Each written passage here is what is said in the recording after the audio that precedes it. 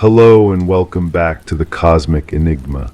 Here we share real-life experiences of encounters with the unknown, stories that come from beyond the stars, crafted to help you relax and drift off to sleep. Drop a comment and let me know where you're listening from. I love seeing just how far this mystery reaches. Now find a comfortable spot, take a deep breath, and let yourself be carried away. Story 1. It felt like the brush of silk against my skin, a sensation so brief yet intimate it left a chill in its wake. Standing in the dim room, I reached out, fingertips grazing the fabric of the curtains, but the feeling was already gone. I stood still, listening to the muffled hum of distant cars, waiting for something that I knew wouldn't show itself. The floor creaked softly beneath my weight, a companion only in its silence. Yet the whispering touch lingered in the air, teasing the edge of a memory that wouldn't form a time when such a touch signaled something more, an unspoken warning. I started to turn away, but that feather-like caress seemed to beckon, asking for acknowledgement. I hadn't felt anything like that since the day everything shifted. The buzzing started again last Tuesday, or maybe it was Wednesday. Time seems to fold in on itself now, like pages in a book someone keeps closing before I can finish reading. The sound comes from somewhere inside my head, but also from the walls, the ceiling, the space between my teeth, a low electrical hum that makes my molars ache. I find myself standing in doorways without remembering how I got there. The kitchen doorway, the bathroom doorway, always half open, always casting that particular shadow that seems too dark for the amount of light in the room.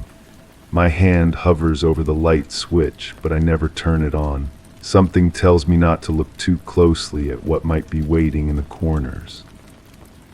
The metallic taste comes and goes, sharp like pennies dissolved in water. It coats my tongue when I wake up, and sometimes when I'm just sitting, reading, existing in the ordinary moments that used to feel safe.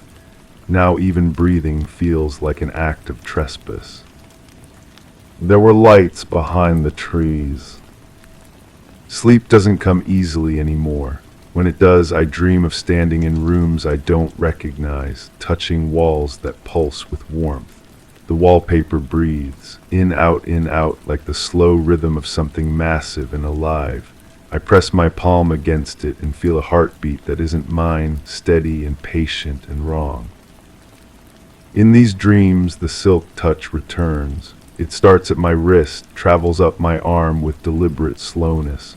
I look down but see nothing, only the sensation of being examined, measured, catalogued. The touch is curious but not unkind. It lingers at my pulse point, counting. I wake with marks I can't explain, not bruises exactly, more like impressions, as if someone pressed their fingers against my skin just hard enough to leave a temporary map of contact. They fade by morning, but the memory of pressure remains. The door is always half open when I check. I've started keeping a journal, but the words look strange when I write them down. My handwriting seems different, more careful, as if my hand is remembering how to hold a pen. The sentences don't connect the way they should. I write about the humming, but when I read it back, it says something about light.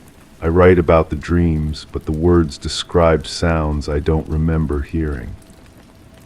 The ozone smell comes before everything else. Sharp and clean, like the air after lightning strikes. It fills the room in the space of a breath, and then I know something is about to shift. The ordinary world becomes thin, translucent. I can see through it to something underneath, something that's always been there, waiting. My reflection in the bathroom mirror sometimes takes a moment too long to move when I do. Just a fraction of a second, but enough to make me question which one of us is real. The face looking back seems to know things I don't, carries expressions I didn't make. It smiles when I'm not smiling. It watches when I've already looked away. I don't remember ever coming back. The electrical humming is strongest at 3 in the morning. I know this because I'm always awake then, sitting on the edge of my bed, listening. The sound builds slowly, starting as barely more than a vibration in the air, growing until it fills every space in the room. The lamp beside my bed flickers in rhythm with it, casting shadows that move independently of any light source. During these moments, the silk touch returns with more intensity. It maps my face now, tracing my cheekbones, the line of my jaw, the space behind my ears where my pulse thrums fastest. The touch is learning me, memorizing the architecture of my existence. I sit perfectly still and let it happen because resistance feels impossible, unnecessary. The curtains move without any breeze, slow, hypnotic waves that remind me of underwater plants swaying in a current. I watch them for hours sometimes, forgetting that time is supposed to move forward, forgetting that I'm supposed to be someone with a life that makes sense. There's a gap in my memory, a space of time that should contain something important, but when I reach for it, my mind slides away like water off glass. It happened sometime after the buzzing started, sometime before I began waking up in doorways. The gap has edges, sharp and clean, as if something was surgically removed from my recollection. The noise didn't come from outside. I find objects in my house that don't belong to me. Small things, a smooth stone on my kitchen counter, warm to the touch despite sitting in the cool morning air. A piece of fabric that feels like silk but looks like nothing I've ever seen, shifting colors when I turn it in the light. A small metal object with no discernible purpose, humming faintly when I hold it. I should be alarmed by these discoveries, but instead I feel a strange recognition, as if I'm being reunited with lost belongings. My fingers know how to hold them, where to place them, how to make them respond to my touch. The knowledge comes without memory, instinct without experience. The half-open door leads to my bedroom, but sometimes when I walk through it, I'm somewhere else entirely. A room with walls that curve instead of meeting at right angles. A space filled with that same warm, breathing quality from my dreams. The air tastes of copper and ozone, and the silk touch surrounds me completely, no longer tentative but encompassing. In this other room, time moves differently. Seconds stretch into hours, or maybe hours compress into heartbeats. I stand in the center and let the sensation wash over me, examining me with patient thoroughness. Every cell, every nerve ending, every thought is catalogued and filed away for future reference. When I blink, I'm back in my bedroom, standing in the doorway, hand on the light switch I never turn on. The dreams are bleeding into my waking hours now. I'll be making coffee and suddenly taste ozone. I'll be walking down the hallway and feel the walls pulse with that alien heartbeat. I'll catch my reflection smiling before I realize I'm happy about something I can't name. The buzzing has become constant, a background frequency that colors every moment. I've stopped noticing it consciously, but my body responds with small tremors, a fine vibration that makes my skin feel electric. When I touch objects now, they seem to respond, warming under my fingers, shifting slightly as if they're becoming more real through contact. There were lights behind the trees, and they knew my name. Sleep is no longer the boundary between conscious and unconscious experience. I close my eyes and continue existing in the same space, the same awareness, but with different rules. Gravity becomes optional. The walls of my room expand and contract like breathing lungs. The silk touch becomes visible, threads of light that wrap around me in patterns too complex for my mind to hold. In this state, I understand things I can't remember understanding. The purpose of the humming, the meaning of the marks on my skin, the reason for the gap in my memory. but understanding and remembering are different things, and when I surface back into ordinary consciousness, only the sensation remains. The half-open door breathes with me now, in, out, in, out. The shadow it casts shifts and moves, sometimes revealing glimpses of that other room, the one with curved walls and electric air. I know that if I step through at the right moment, when the rhythm aligns perfectly with my heartbeat, I'll find myself in the place where everything makes sense. But I also know that making sense isn't the same as being safe. The metallic taste is strongest when I'm about to remember something important. It floods my mouth like a warning, bitter and sharp, telling me to stop reaching for the thing that's just beyond my grasp. My mind has built walls around certain memories, and the taste is the alarm system, the guard that keeps me from wandering into dangerous territory. But the walls are weakening. Each night, each dream, each moment of electric buzzing wears them down a little more. Soon there won't be anything protecting me from what I've forgotten or what's forgotten me. I don't remember ever coming back, but something did. The objects in my house multiply. More stones, more pieces of impossible fabric, more humming metal shapes that serve purposes I'm beginning to understand without being able to explain. They arrange themselves in patterns while I sleep, creating configurations that make the air in the room thrum with potential energy. When I move them, they find their way back to the correct positions. When I hide them, they reappear in plain sight. They're not just objects anymore, they're components of something larger, pieces of a machine that's assembling itself around me, through me, with my unconscious cooperation. The silk touch has learned my entire body now. It knows where I'm most sensitive, where I'm strongest, where I carry tension, and where I find peace. It maps my responses with scientific precision, building a complete profile of my physical and emotional architecture. I am being studied, documented, prepared for something I can't yet comprehend. Standing in the doorway again, I feel the familiar brush of silk against my skin. The sensation is no longer brief or tentative.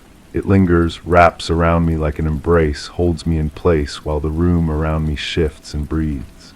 The curtains move in their hypnotic waves, the walls pulse with their alien heartbeat, and the buzzing builds to a frequency that makes my bones resonate.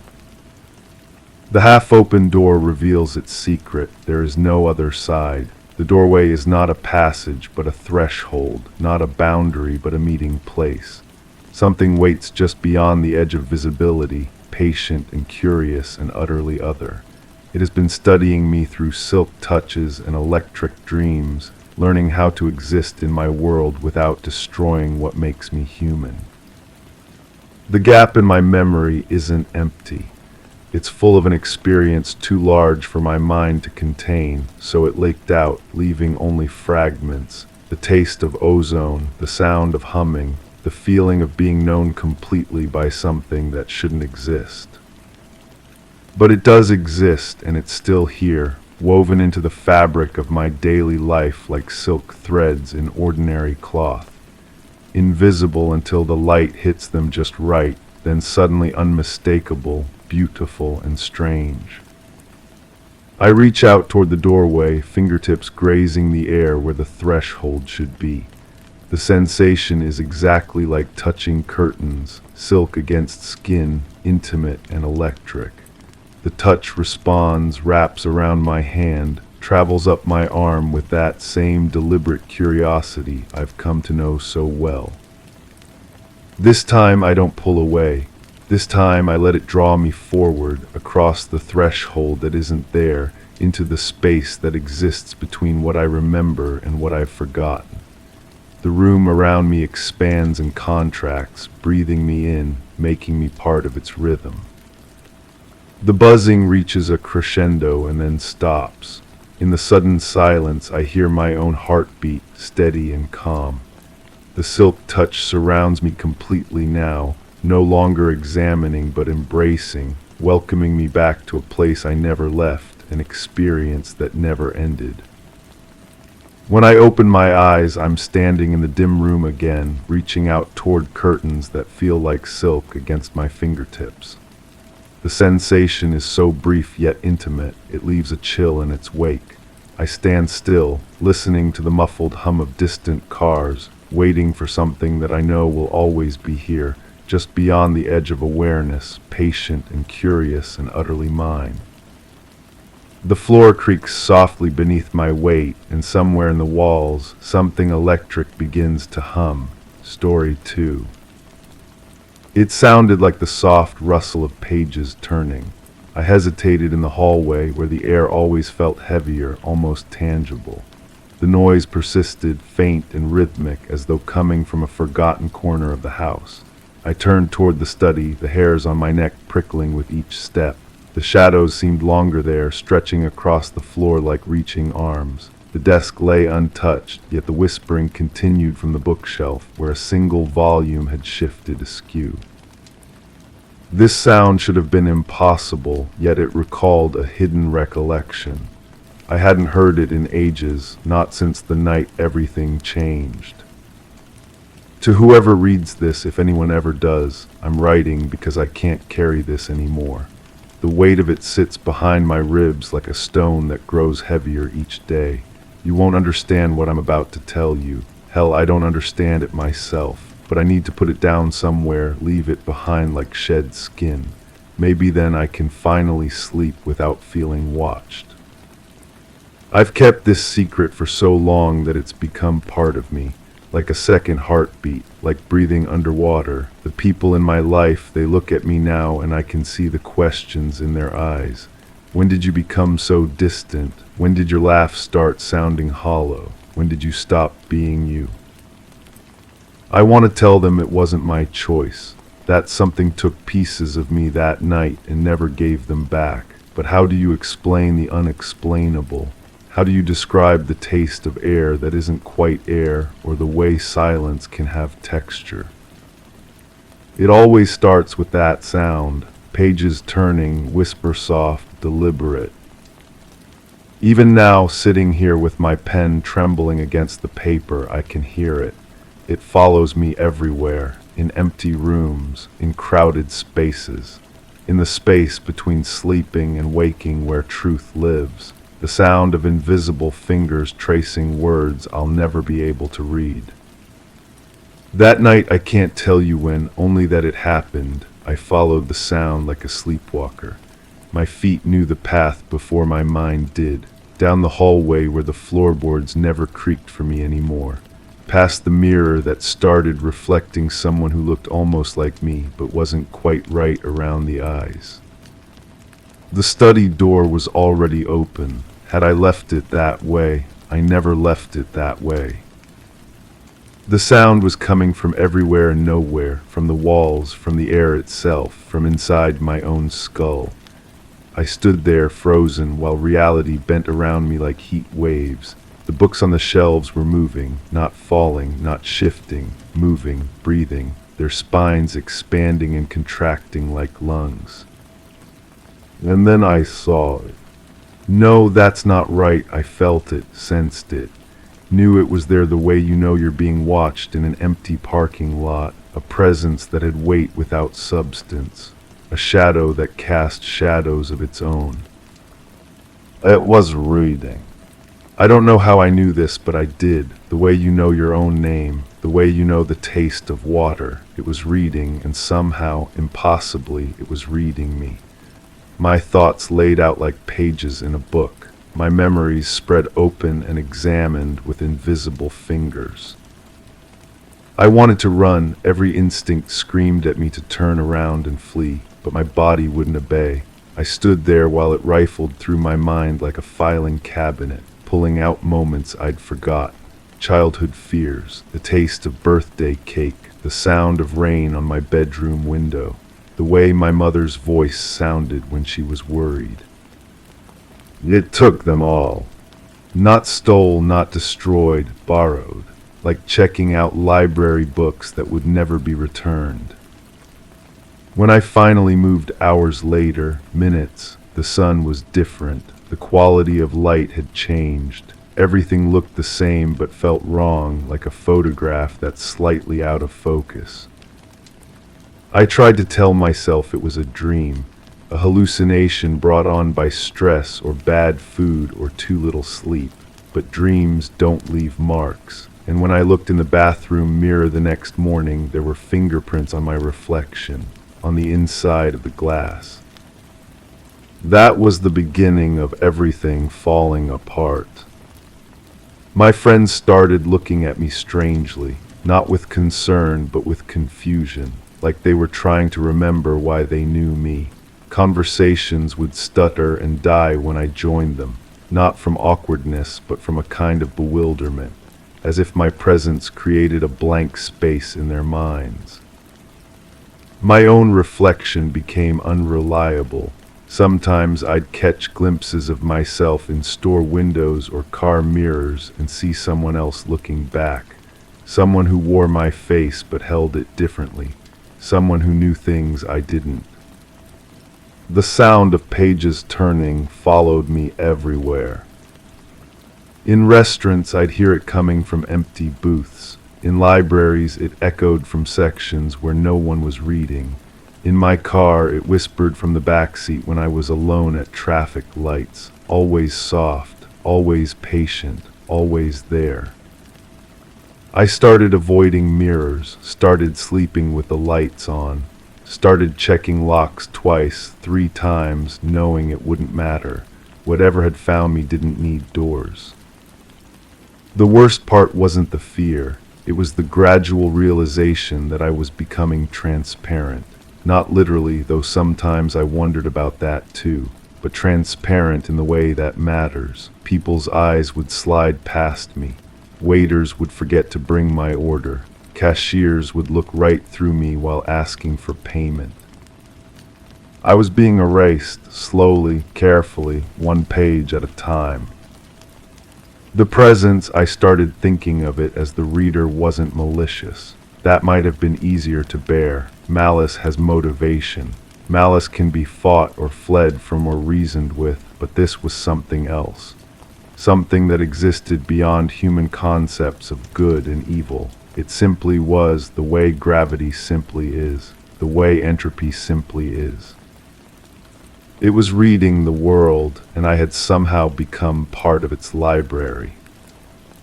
I tried researching, spent hours online looking for others who might have experienced something similar. But how do you search for the unsearchable? How do you find community with people who are slowly ceasing to exist? The closest I came was a forum post from someone who described feeling edited out of their own life. They wrote about becoming a background character in their own story, about people forgetting their name mid-conversation, about photographs where their face appeared blurred while everyone else remained clear. The post was 3 sentences long. The user never posted again. I understood why.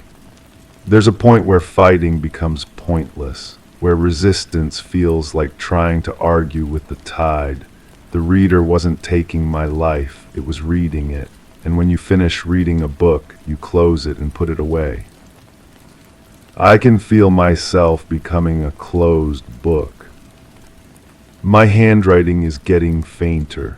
I have to press harder with the pen to make marks that will stay on the paper.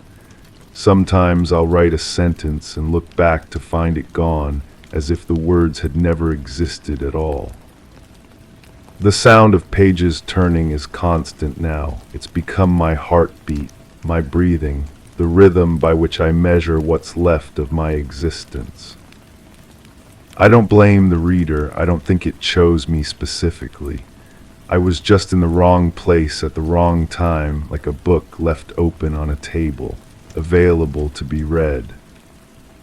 Maybe this is how all stories end. Maybe we're all just narratives waiting to be discovered, consumed, and shelved. Maybe consciousness itself is just a story we tell ourselves until someone else starts reading it.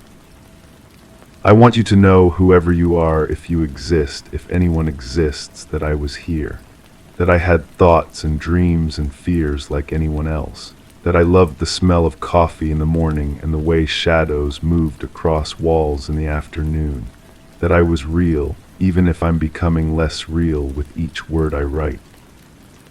The pages are turning faster now. I can hear them rustling all around me, though I'm alone in this room. Or maybe I'm not alone, maybe I never was. Maybe the reader has been here all along, patient and eternal, waiting for stories to tell themselves. I should be afraid, part of me is, but there's also something almost peaceful about surrender, about letting go of the exhausting effort of existing, about becoming part of something larger than yourself, even if you don't understand what that something is. The sound is beautiful in its way, like wind through leaves, like whispered secrets, like the last breath before sleep. I think I'm reaching the end of my story. I can feel it in the way words come harder now, in the way my thoughts scatter like startled birds before I can capture them, in the way the world around me grows dimmer, more distant, like a memory of a memory. If you're reading this, then maybe some part of me survived the reading. Maybe stories can't be completely consumed, only transformed. Maybe what we call ghosts are just the echoes of narratives that refuse to end quietly. Or maybe you're not reading this at all. Maybe these words exist only in the space between existence and void, visible only to other stories waiting their turn. The pages are turning so fast now they sound like wings. I can barely hold the pen. My hand feels like smoke, like the idea of a hand rather than the thing itself. But I want to finish this. I want to write the words, the end, and mean them. I want to close my own book before someone else does it for me. The reader is here. I can feel it settling in around me like a heavy coat, like gravity, like the weight of all the words that were ever written. It's not cruel, it's not kind, it simply is. And soon I simply won't be.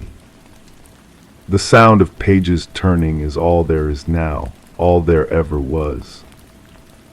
All there ever. A story 3. The envelope lay open on the table, its contents already scattered across the wooden surface.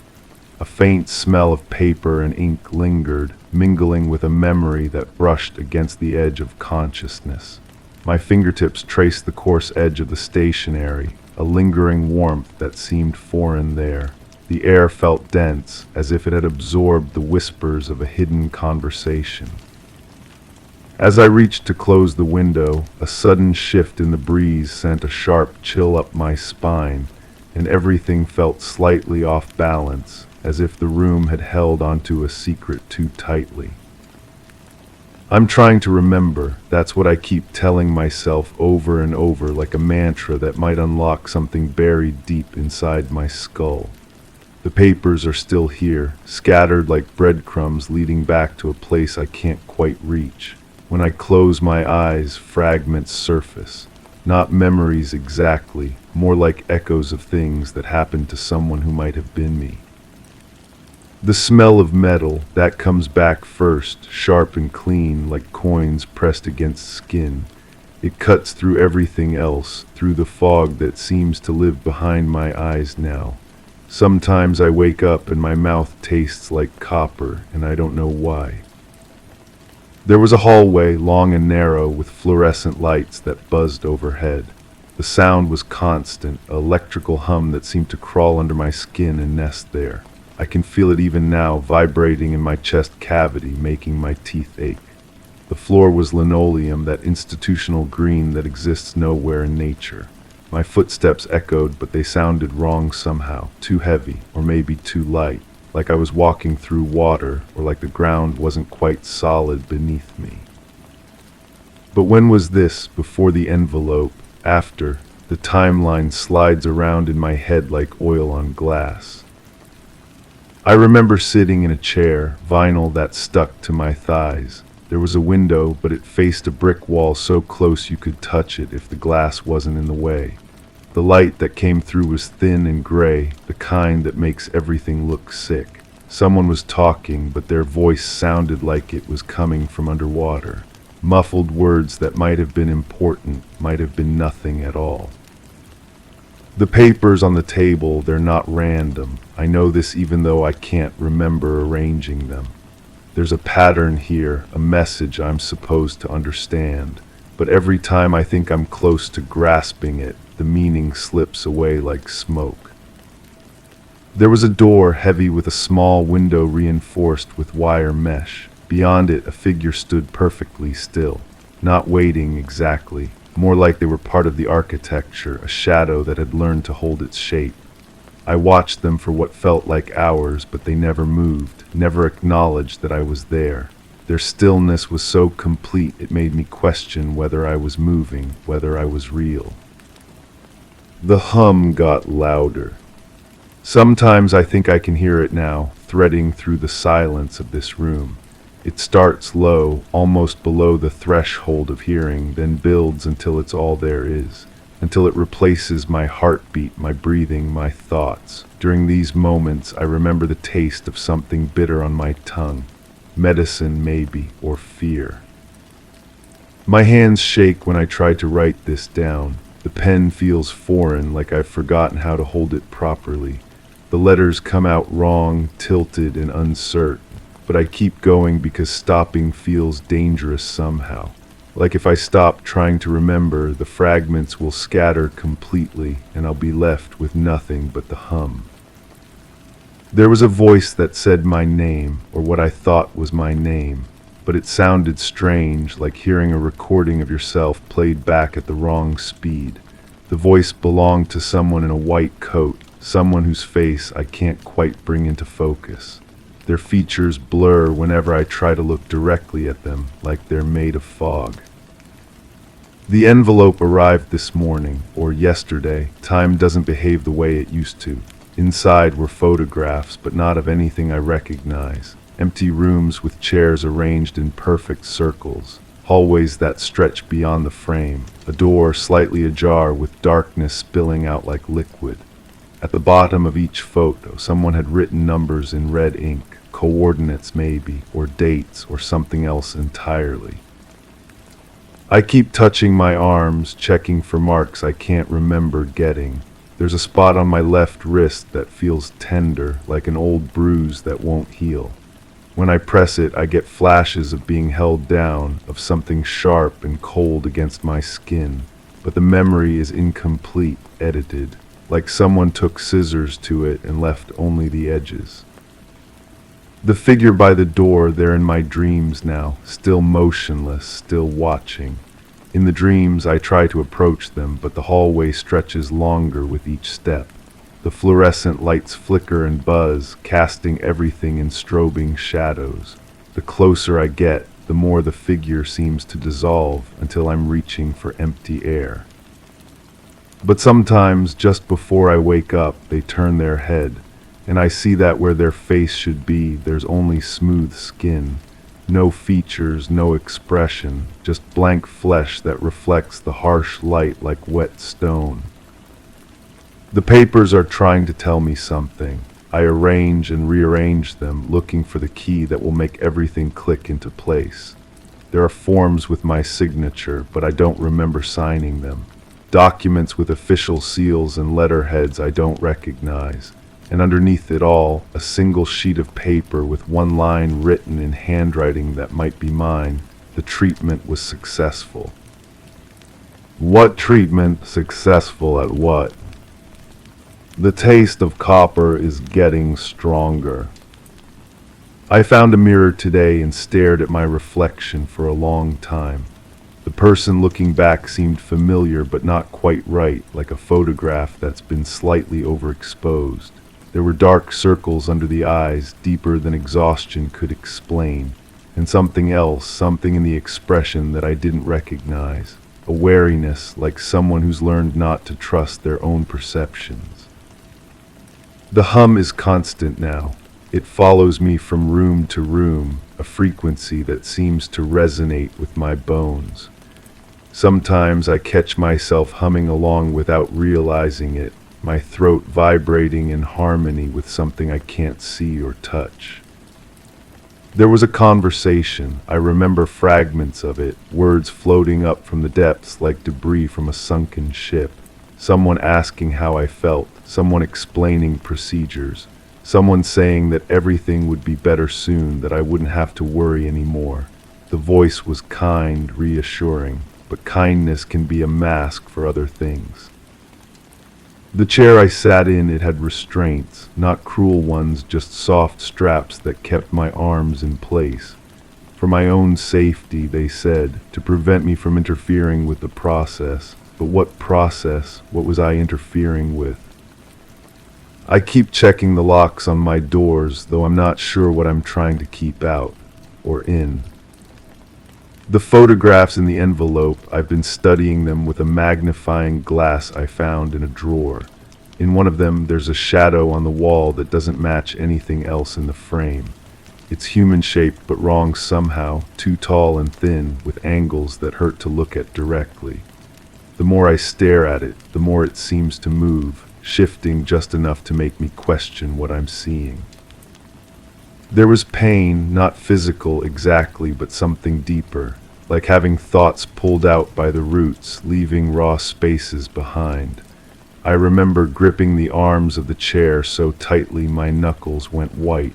Remember the taste of blood where I bit my tongue to keep from screaming. But screaming about what? The envelope had no return address, no postmark. It simply appeared as if it had materialized from the same place my memories went when they disappeared. Inside, along with the photographs and documents, was a small metal object, cylindrical, about the size of a pill, with tiny holes drilled through it. When I hold it up to the light, I can see something moving inside, something that writhes and pulses with a rhythm I almost recognize. The figure by the door, I think they were waiting for me to remember, standing there in their impossible stillness, patient as stone, while I struggled to piece together what happened. Now I understand that they weren't watching me at all. They were watching something inside me, something that was changing, growing, becoming. The hum isn't coming from the lights. It's coming from inside my skull. I can feel it now, that foreign presence nestled behind my eyes like a parasite that's learned to mimic my thoughts. It whispers to me in my own voice, telling me things I don't want to know, showing me images that can't be memories because they're too strange, too wrong, too perfectly horrible to be real. The treatment was successful. I understand now what that means. They didn't fix what was broken. They broke what was whole, carved out the parts of me that might resist, might question, might remember too much. And in the empty spaces, they planted something else, something that hums. The papers are moving on their own now, rearranging themselves into patterns that make my vision blur. The photographs are developing new details, showing me things that weren't there before. Doors opening onto impossible spaces, figures multiplying in the shadows. And in every image, that same wrongness, that sense of reality being edited in real time. I should be afraid, but fear requires a self to be afraid for, and I'm no longer sure how much of me is left. The envelope is closing itself. The papers are folding back into neat squares. The photographs are fading like old Polaroids left in sunlight. And the metal object, the thing with holes, it's getting warmer in my palm, warmer and more active, as if something inside it is waking up. The figure by the door, they're here now, in this room, standing just outside my peripheral vision, still and patient and perfectly silent. When I turn to look directly at them, they're gone, but I can feel their presence like a weight on my chest, pressing down until breathing becomes an effort. The hum has found its rhythm now, syncing with my heartbeat, my breathing, the electrical firing of my neurons.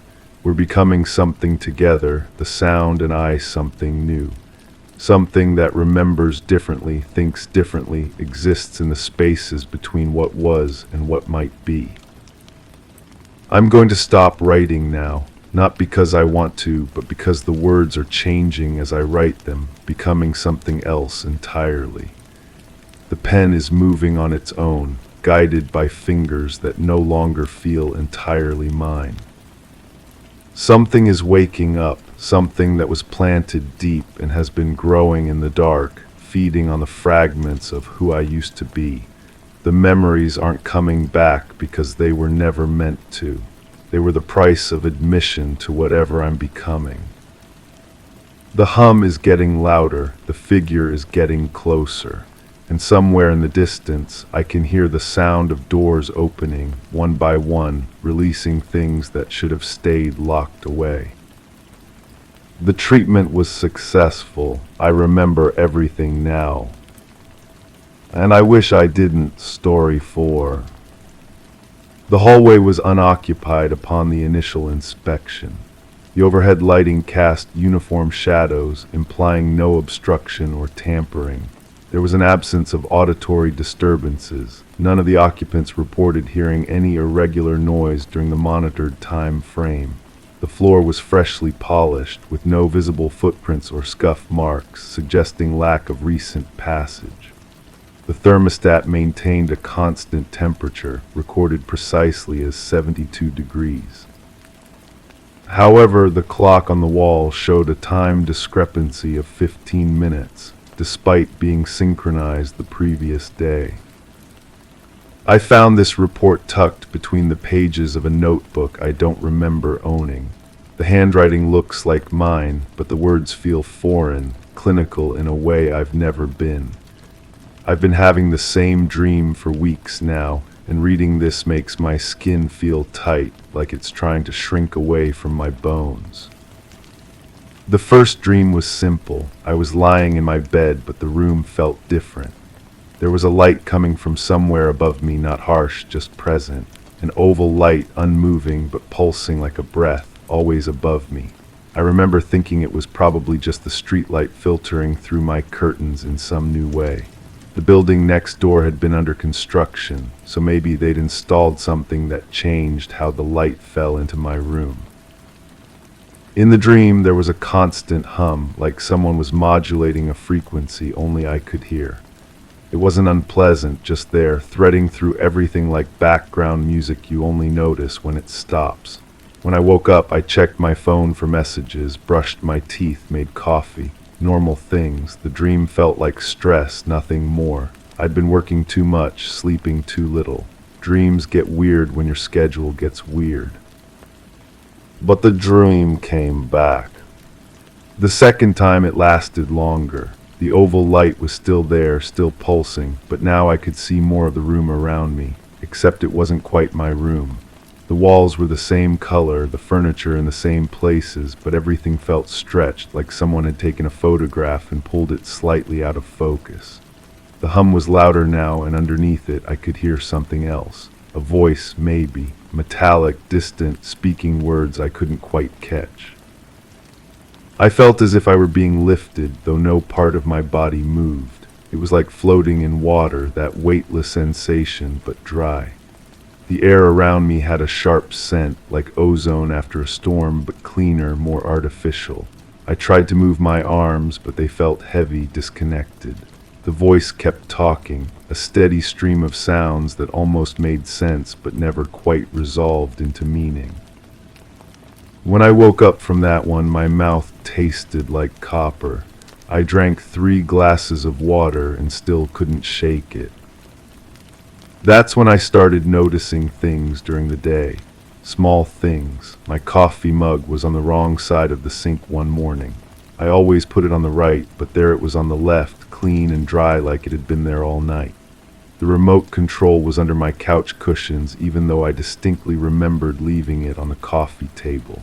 Little displacements that could have been explained by tiredness, by distraction, by the 1,000 small ways memory fails us every day. But they kept happening. I found a small bruise on my forearm, perfectly round, about the size of a quarter. It didn't hurt, but when I pressed it, the skin felt numb, like it had been injected with something. I couldn't remember bumping into anything. I couldn't remember anything that would have left such a precise mark. The radio in my kitchen started picking up interference. Not static exactly, but a kind of rhythmic pulsing that sounded almost familiar. It only happened in the mornings, always around the same time I usually had my coffee. I tried adjusting the antenna, changing stations, but the sound followed me across the dial. When I mentioned it to my neighbor, they said their radio worked fine. They looked at me like I was making it up. The third dream was different, more vivid than reality, more real than being awake. I was in the same stretched version of my room, but now I could see beyond it. There were corridors, long and clean, with that same uniform lighting I'd read about in the report. The oval light above me was brighter now, and I could feel it scanning me, measuring me, recording something I couldn't identify.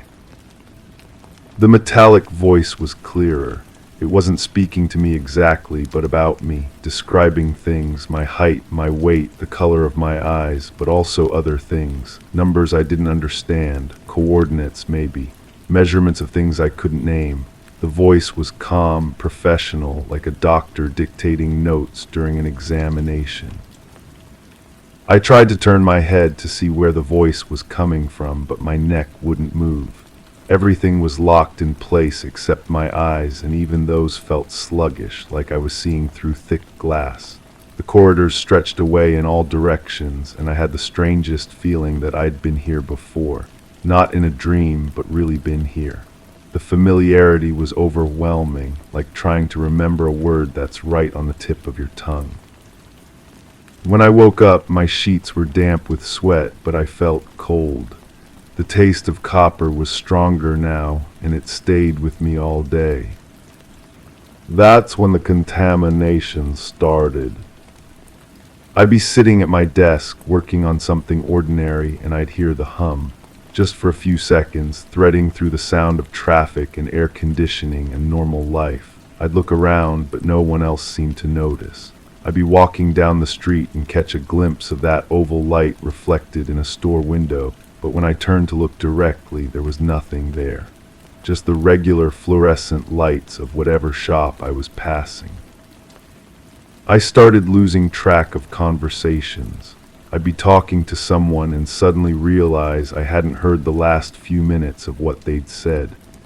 Not because I wasn't paying attention, but because the sound of their voice had been replaced by that metallic voice from the dream, still reciting numbers and measurements and coordinates to nowhere. My phone started acting strange. The screen would flicker sometimes, showing images that weren't quite right. My reflection in the camera app looked normal, but slightly delayed, like there was a lag between my movements and what appeared on the screen.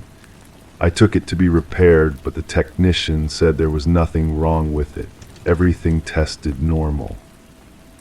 I found more bruises, always the same size, always perfectly round, always in places I couldn't have injured accidentally. On my shoulder blade, behind my ear, on the inside of my wrist. They didn't hurt, but they stayed numb for days after I noticed them. When I tried to photograph them, they barely showed up in the pictures, just faint discolorations that could have been shadows or tricks of light. The dreams were coming every night now, and they were longer than my sleep. I'd close my eyes at midnight and open them at dawn, but the dreams felt like they lasted for hours. Days sometimes. I'd experience entire conversations with a metallic voice, entire journeys through those clean, endless corridors. I'd be examined and measured and cataloged in ways that felt both terrifying and routine. Like this had happened so many times before that it was just a procedure now. But the strangest part was how normal it all felt. In the dreams, I wasn't scared. I was calm, cooperative, almost bored, like I was going through motions I'd practiced 1,000 times. It was only when I woke up that the fear would hit me, the sense that something was terribly wrong. I started finding things in my apartment that didn't belong to me. A pen with no brand markings that wrote in a slightly different shade of blue than any pen I owned. A coffee cup that was the right size and color but felt different in my hands, heavier, with a handle that didn't quite fit my grip. A notebook filled with what looked like my handwriting, but containing words I didn't remember writing. That's where I found the report about the hallway. Reading it felt like déjà vu, but stronger. Not just the feeling that I'd experienced something before, but the certainty that I'd written those words, spoken them, lived them. The clinical tone, so unlike my usual voice, felt more familiar than my own thoughts. I began to suspect they weren't dreams at all. The realization came slowly, like waking up from anesthesia. What if the dreams were memories? What if something had happened to me, something I was supposed to forget, but my mind was fighting to remember? The bruises, the lost time, the strange objects appearing in my space, they all felt like evidence of something real, something that had been carefully covered up but was starting to bleed through. The interference on my radio got stronger. Sometimes I could almost make out words underneath the pulsing. Sometimes the metallic voice from my dreams would break through for just a second, clear as if someone was standing right next to me. But when I tried to record it, the playback was just static. I started staying awake as long as I could, drinking coffee until my hands shook, taking cold showers, anything to avoid the dreams. But exhaustion always won, and when it did, the dreams were waiting for me, more vivid than ever. In the latest ones, I wasn't in my room anymore. I was in those corridors, walking through them like I knew exactly where I was going. The oval light followed me, always overhead, always pulsing in that steady rhythm that felt like a heartbeat. The metallic voice wasn't just describing me anymore, it was giving me instructions. Where to go, where to stop, how to position myself for the next phase of whatever was happening to me. And I followed the instructions. In the dreams, I was compliant, efficient, practiced, like I'd done this before, like I'd done it many times before. The most disturbing part was how right it all felt. Walking those corridors felt like coming home. The examinations felt like routine medical checkups. The voice felt like an old friend, familiar and trusted. It was only in the moments between sleeping and waking that I felt the wrongness of it all, the sense that something had been taken from me and replaced with something else. I've been avoiding sleep for 3 days now, but I can feel myself losing the fight. My eyes are burning, my thoughts are getting fuzzy, and the hum is starting to break through even when I'm awake. The oval light has appeared twice today, once reflected in my bathroom mirror, once cast on my ceiling by no source I could identify. I think tonight will be different. I think tonight I won't wake up. But I'm writing this down first in case someone finds it, in case someone else starts having the same dreams. The report about the hallway wasn't the only thing I found in that notebook. There were other reports, dozens of them, all in different handwriting but describing similar discrepancies. Small things out of place, time gaps, temperature fluctuations, missing memories. I think I'm not the first person this has happened to. I think the dreams are coming for someone else now. The hum is getting louder. The oval light is pulsing in rhythm with my heartbeat. I can hear the metallic voice starting up again, preparing to guide me through another night of procedures I'm supposed to forget. But this time feels different. This time when I close my eyes and find myself in that familiar stretched version of my room, there's something new, something that doesn't belong in a dream. The notebook is still in my hands, the real notebook with my real handwriting, solid and undeniably physical. I can feel the paper between my fingers, smell the ink, see the words I wrote just minutes ago. In the dream, I'm still holding it. The metallic voice pauses, confused by this anomaly. The oval light flickers, uncertain. And I realize that this time I've brought something back with me, Story 5.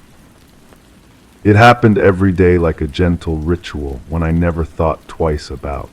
A book on my shelf would slowly acquire a single dog-eared page, always the first page of a chapter.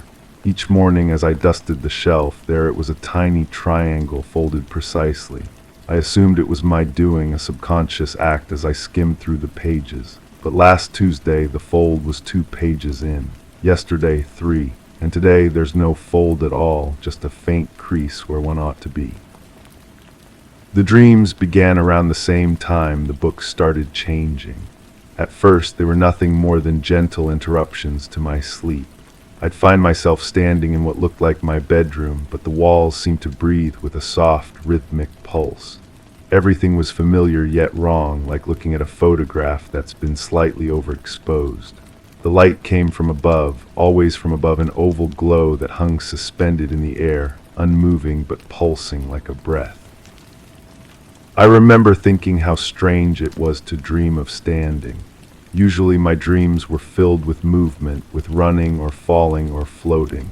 But in this dream I simply stood there, watching that light pulse against the ceiling. The silence was complete, the kind of silence that makes your ears ring. When I woke, I dismissed it as stress. Work had been demanding, my sleep schedule erratic. Dreams like that were probably normal. But the dream returned. The second time I noticed the hum. It started low, almost below the threshold of hearing, like the distant drone of electrical equipment. The oval light was still there, still pulsing, but now it seemed to respond to the sound, each pulse of light synchronized with a subtle shift in the humming frequency. I tried to move toward it, but my legs felt heavy, as though I were walking through thick water. The walls of my bedroom stretched taller than they should have been. The familiar furniture, my dresser, the chair by the window remained in their proper places, but they seemed smaller, more distant. I reached out to touch the wall nearest to me, and my hand passed through it like mist. The sensation was neither warm nor cold, just absent, empty. In the dream, there was a constant hum, like someone was modulating a frequency only I could hear. It wasn't unpleasant exactly, but it filled every space in my head, leaving room for nothing else. When I tried to speak, to call out, no sound emerged from my throat. The humming continued, and I began to notice patterns within it, rises and falls that almost sounded like language, like words being spoken in a dialect I couldn't quite grasp. I woke with the taste of copper in my mouth. That morning, as I went through my usual routine, something felt off. The book on my shelf, the one with the folded pages, sat exactly where it always did, but when I reached for it, my hand hesitated. There was a faint scent in the air, sharp and clean, like ozone after a storm, but more artificial. I opened the book to the page that should have been folded, but instead found a small smudge on the paper, dark and perfectly round, as if someone had pressed their fingertip against it while the ink was still wet. I don't remember making that mark. The third dream lasted longer. Hours it seemed, though I know that can't be right. Dreams don't work that way. But this one felt different, more substantial. The oval light had grown brighter, and now I could see that it wasn't simply floating, it was attached to something above, something that extended beyond the boundaries of my vision. The humming had evolved into something more complex, layered with harmonics that seemed to come from multiple sources. I felt as if I were being lifted, though no part of my body moved. The sensation was gentle, like being carried by warm water, but there was an underlying current of something else. Expectation, maybe, or anticipation. The walls of my room had disappeared entirely, replaced by a vast, dim space that stretched in all directions. The only constant was the light above me and the sound that filled everything. For the first time in the dream, I wasn't alone. I couldn't see them clearly. They remained at the edges of my perception, like shapes glimpsed in peripheral vision. But I knew they were there, watching, waiting. When I tried to turn my head to look directly at them, they seemed to shift, always staying just outside my field of view. Their presence wasn't threatening, but it was absolute, complete. They had been there all along, I realized. In every dream, in every moment of that pulsing light and modulated hum. One of them spoke. The voice was metallic, filtered through layers of static and interference, but I could almost make out words. Almost. The syllables felt familiar, like something I had heard before but couldn't quite place. The voice repeated the same phrase over and over, and each repetition brought it slightly more into focus, though never enough to understand completely. I tried to respond, to ask what they wanted, but again no sound came from my throat. Instead, I felt a vibration in my chest, as though my words were being pulled out of me without passing through my mouth. The sensation was disorienting, but not unpleasant. It felt like communication, even though I couldn't be sure what was being communicated. When I woke, there was a small bruise on my arm, just above my elbow, perfectly round, about the size of a fingertip. I don't remember bumping into anything.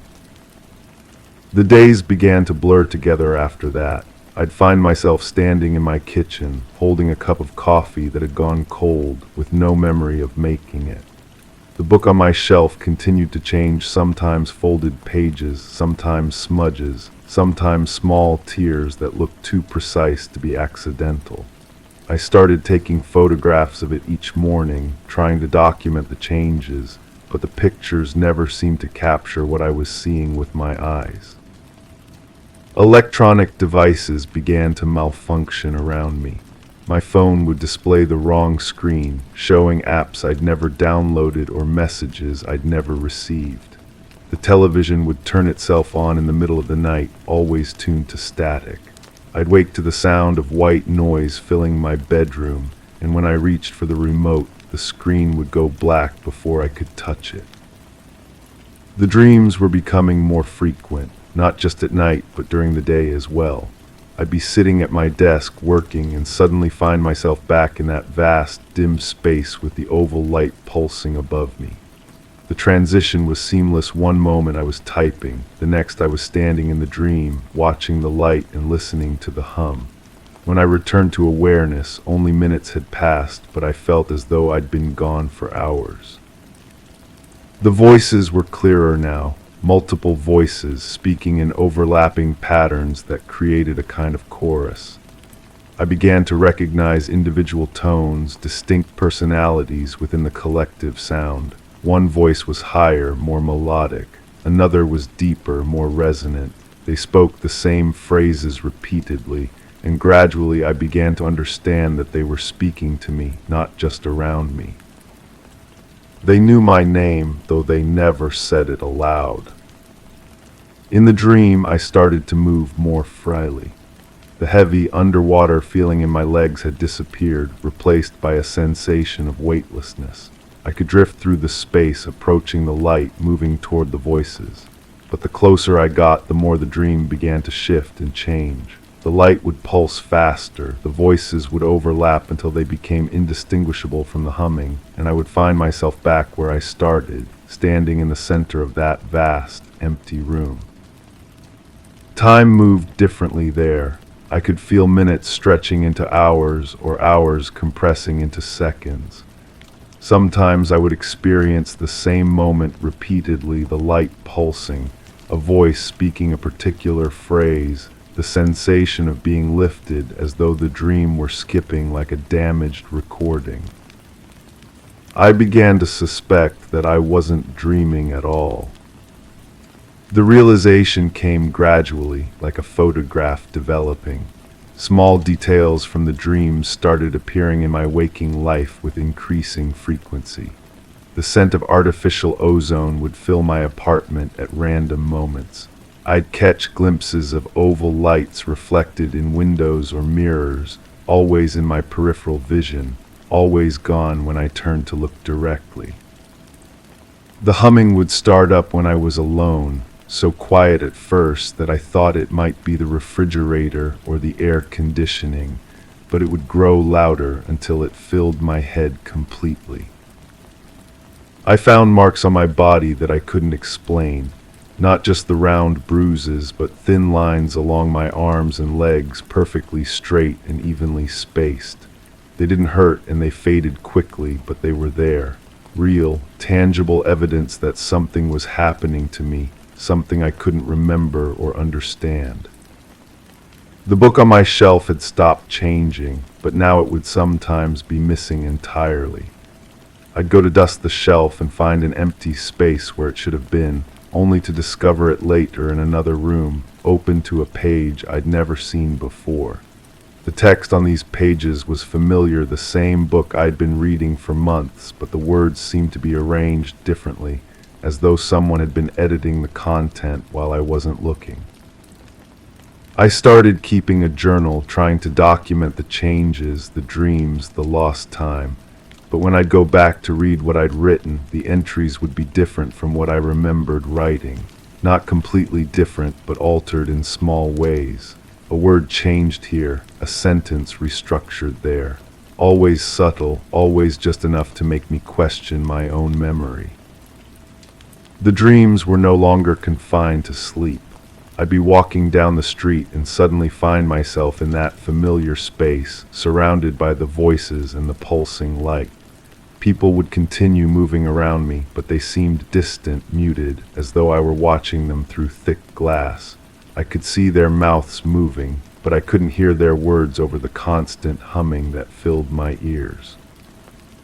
During one of these episodes, I tried to reach out and touch someone walking past me. My hand passed through them like they were made of smoke, or maybe I was the one made of smoke. It was impossible to tell which of us was real and which was the projection. The voices in the dreams had become conversational. They would ask me questions, though I still couldn't make out the exact words. I found that I could respond, not with my voice but with my thoughts, and they would react as though they had heard me clearly. We developed a kind of dialogue built on impressions and emotions rather than language. They seemed pleased when I stopped trying to wake up, when I accepted the reality of the space we shared. They showed me things, images that flickered through my mind like half-remembered photographs. Places I'd never been, but that felt familiar nonetheless. Rooms filled with the same oval lights stretching endlessly in all directions. Other people standing motionless in the pulsing glow, their faces calm and expectant. I began to understand that this was not unique to me, that others had experienced what I was experiencing. The boundary between the dreams and waking life dissolved completely. I'd be sitting in my apartment, reading or eating or simply staring out the window, and the walls would begin to breathe with that familiar rhythm. The oval light would appear above me, and the voices would start their gentle chorus. But now, instead of feeling disoriented or afraid, I felt welcomed, expected. I stopped trying to fight it. The last entry in my journal, the last one I remember writing, was a single sentence. They're not dreams. But when I found the journal the next morning, that page was blank, not torn out, not erased, just blank, as though nothing had ever been written there.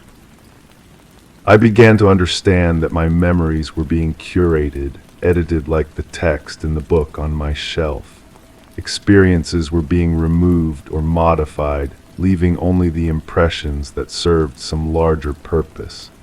I wasn't losing my mind, something was actively reshaping it, molding it into a form that could better accommodate what was happening to me.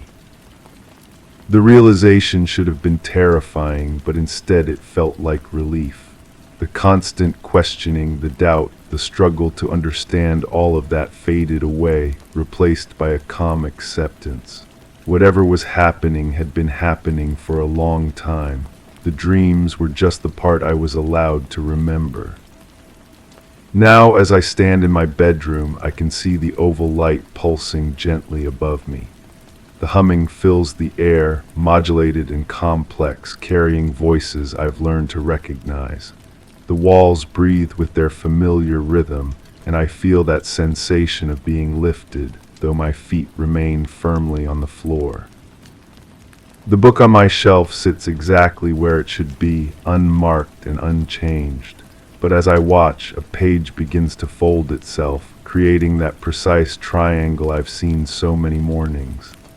The fold appears slowly, deliberately, as though invisible fingers were pressing the paper into place. I reach out to touch the book, and my hand passes through it like mist. But the folded page remains, solid and real, a tangible detail in a world that has become increasingly insubstantial. The voices are calling to me now, clear and unmistakable. They're ready for me to join them completely, to stop pretending that this is just another dream. I can feel myself beginning to fade, becoming translucent like the walls around me. But the book remains solid, the folded page remains real. And I understand with perfect clarity that I am the one who is dreaming. Story 6. The office was systematically organized, each file perfectly aligned on its shelf. The desk bore no personal items, only standard issue supplies neatly arranged. The computer screen was in sleep mode, showing no recent activity. Papers were stacked evenly, with the top sheet unintentionally creased. The room temperature was stable, the air conditioner set to maintain a constant 72 degrees Fahrenheit. The chair remained pushed under the desk. Yet one drawer resisted opening, though its lock was unengaged. I want to be clear about something from the start. Nothing unusual happened that night, nothing at all. I keep telling people this, but they look at me with those concerned expressions, like I'm not remembering correctly. But I am. I remember everything perfectly, which is exactly why I know nothing occurred. I was working late in the office building, completely normal, happens all the time. The cleaning crew had already left, and I was alone on the 14th floor, just finishing up some reports. The fluorescent lights hummed their usual tune, that steady electrical buzz you hear in every office building across the country. Nothing strange about that sound. Even when it started to waver slightly, becoming almost musical, it was probably just the ballast going bad. These old buildings, you know how they are. I didn't see anything unusual when I looked up from my computer. The hallway outside my office door was dark, which made perfect sense because the motion sensors turn off the lights after everyone leaves. The darkness was just regular darkness, the kind you'd expect. It wasn't thick or heavy or somehow alive with movement. I definitely didn't see shapes shifting just beyond the glass partition because there weren't any shapes, just normal shadows from the emergency exit signs. The temperature dropped, but that's typical for these buildings at night. The HVAC system runs differently after hours, so when I started shivering, it was obviously just the cold air.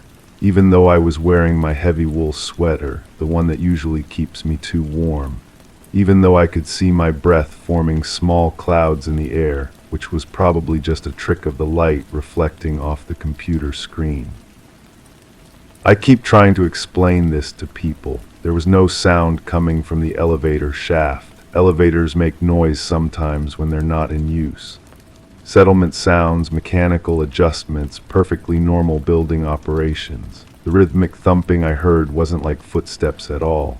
It was too measured, too deliberate, like something heavy being dragged across the floor above me. But that's impossible because I knew the 15th floor was completely empty.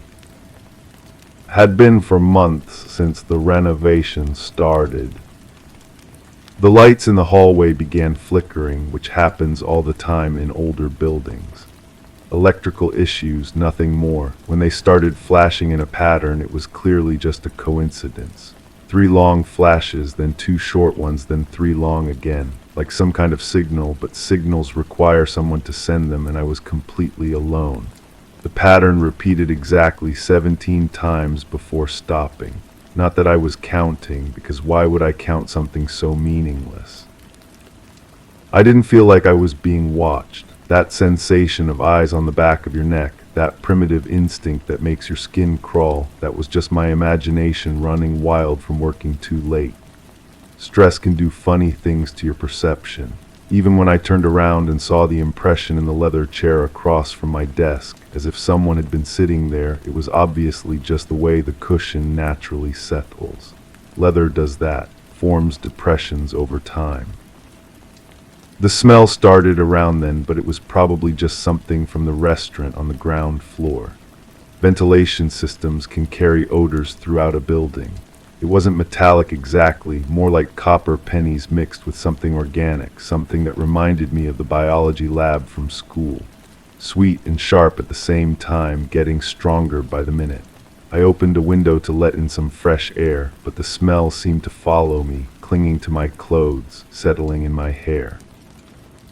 My computer screen flickered and went black for just a moment. Technology glitches happen constantly. When it came back on, there was a document open that I didn't remember creating. Just a blank page with a single line of text that read, "We've been waiting."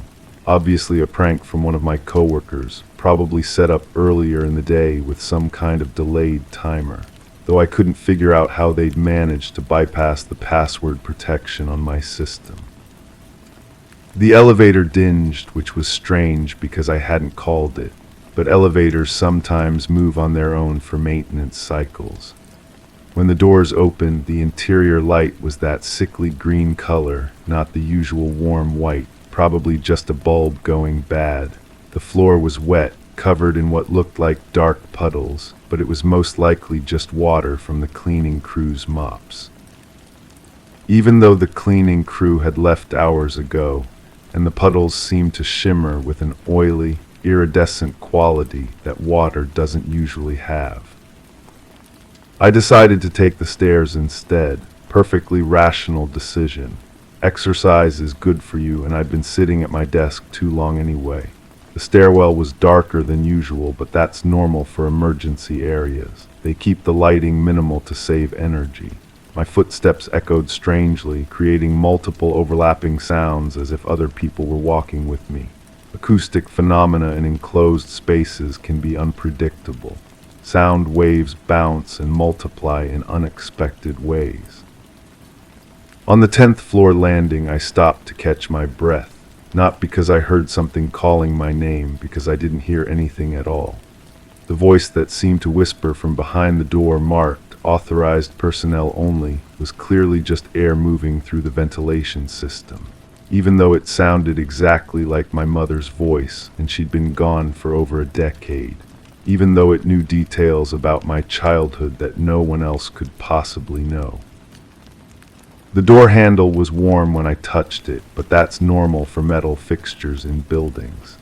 Heat from the day gets absorbed and released slowly.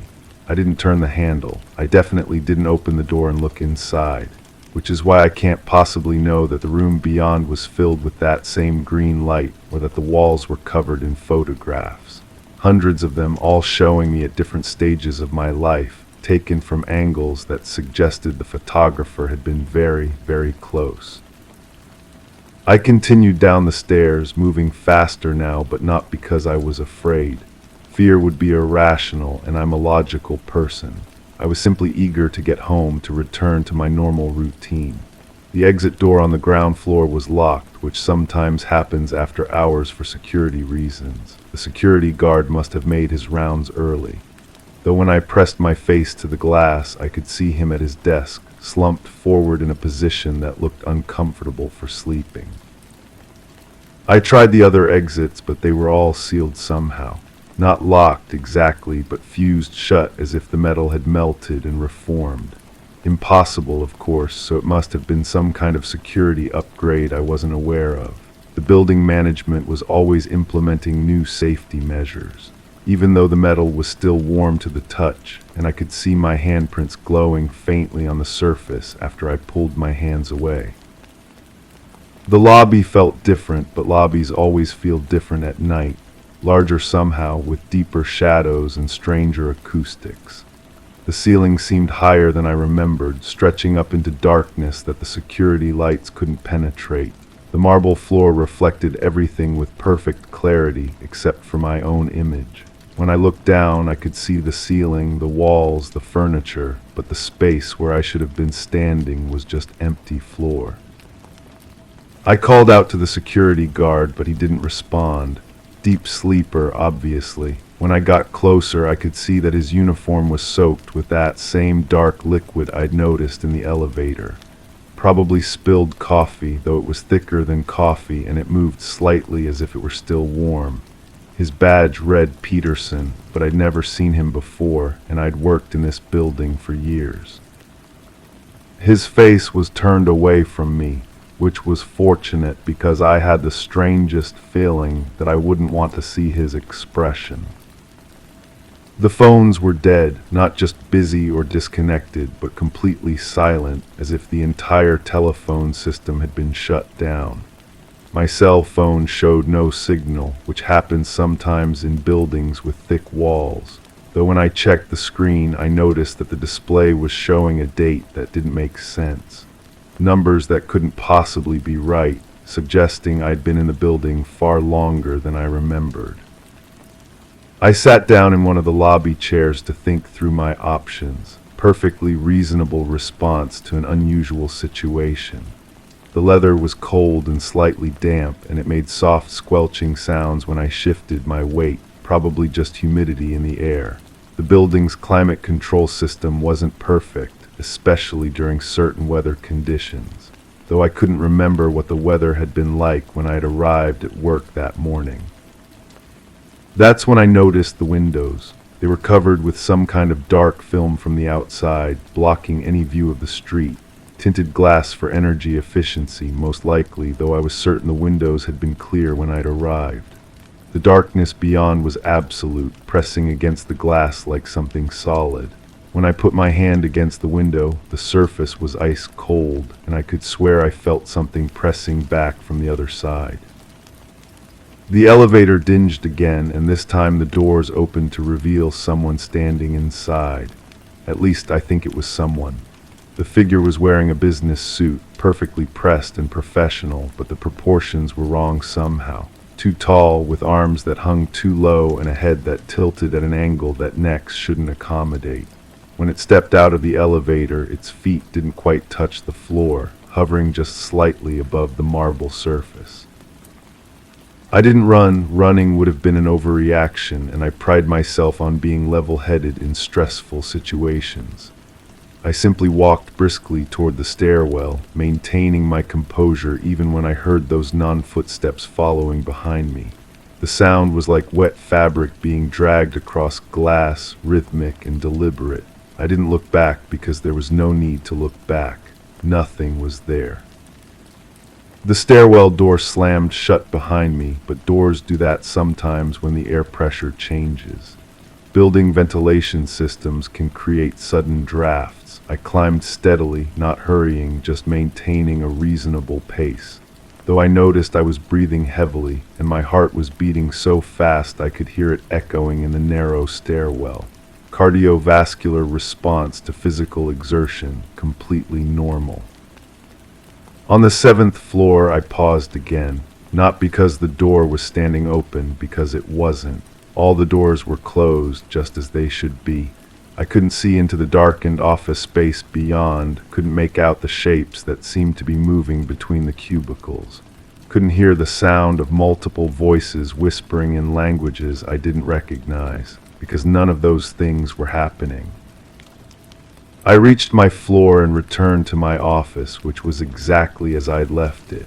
The computer was still on, the papers still neatly stacked, the temperature still a comfortable 72 degrees. Everything was normal. Even the wet footprints leading from the door to my desk were perfectly normal, though I couldn't remember stepping in any puddles. My shoes were dry, but the prints were clearly from my size and style of shoe. I gathered my things quickly, efficiently. No need to rush, but no point in lingering either. As I packed my briefcase, I noticed that some of my papers were different. Reports I'd never written in my own handwriting, describing projects I'd never worked on. Meetings with people whose names I didn't recognize, detailed accounts of conversations I'd never had. Obviously some kind of mix-up with another employee's files. The elevator was working normally when I called it.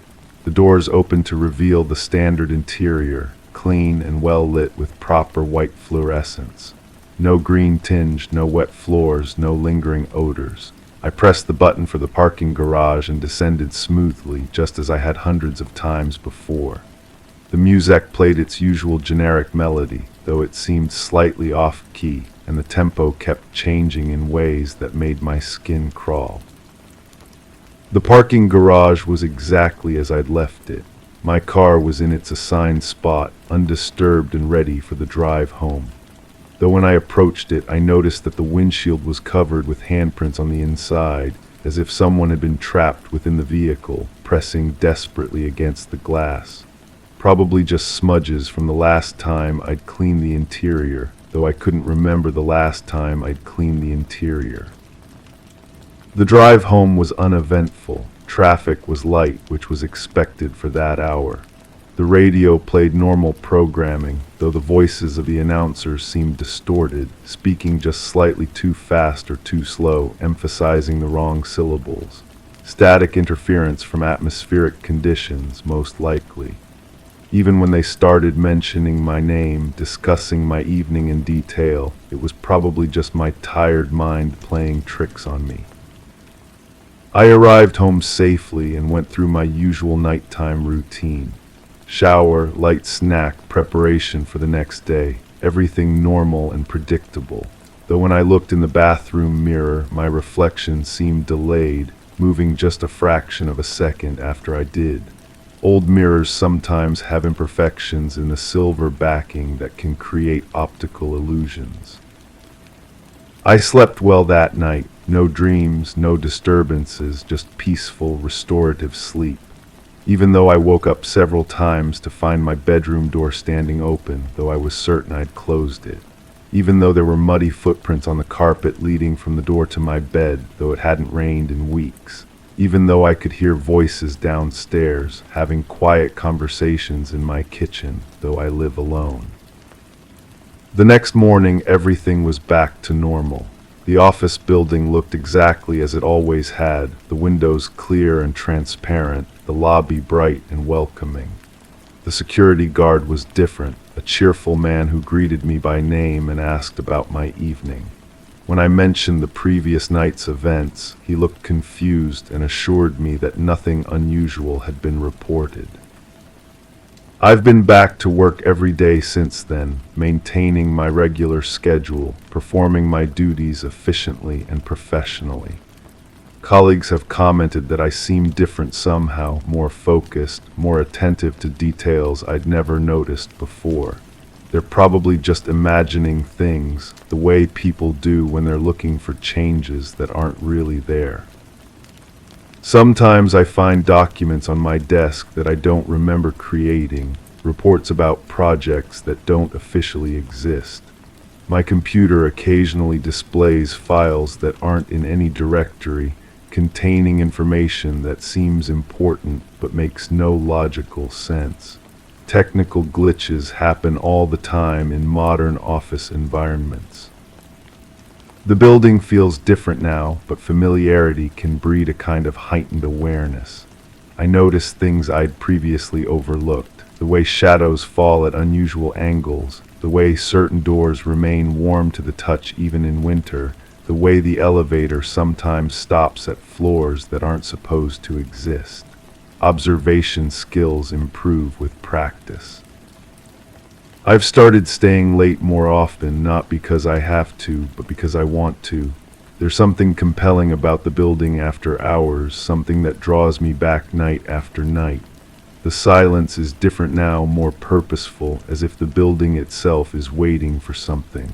The darkness feels expectant, pregnant with possibilities I can't quite articulate. My coworkers have stopped asking me about overtime.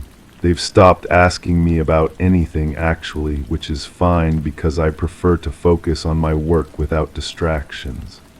When they look at me, their expressions are carefully neutral, as if they're afraid to show what they're really thinking. People can be so dramatic about perfectly ordinary situations. The dreams have been more frequent lately, though I wouldn't call them dreams exactly. More like extended periods of awareness during sleep, where I find myself walking through familiar places that have been subtly altered. The building, but with extra floors and rooms that extend far beyond its actual dimensions. My apartment, but with additional hallways that lead to spaces I've never seen before. In these not dreams, I'm always searching for something, though I can never remember what. I move through corridors that shift and change as I walk, following voices that call my name from directions that don't correspond to any physical space. Sometimes I find doors that open onto impossibilities. My childhood bedroom in a house that was demolished decades ago, classrooms from schools I attended in other states, offices from jobs I've never held. But these are just dreams, of course. Stress-induced fantasies brought on by working too hard and sleeping too little. The mind creates elaborate scenarios to process daily experiences, combining memories and imagination in ways that can seem remarkably real. There's nothing unusual about vivid dreams, even when they feel more authentic than waking life. I've been keeping a journal lately, documenting my daily activities to maintain a clear record of events. Perfectly normal practice for someone in my position, where attention to detail is crucial.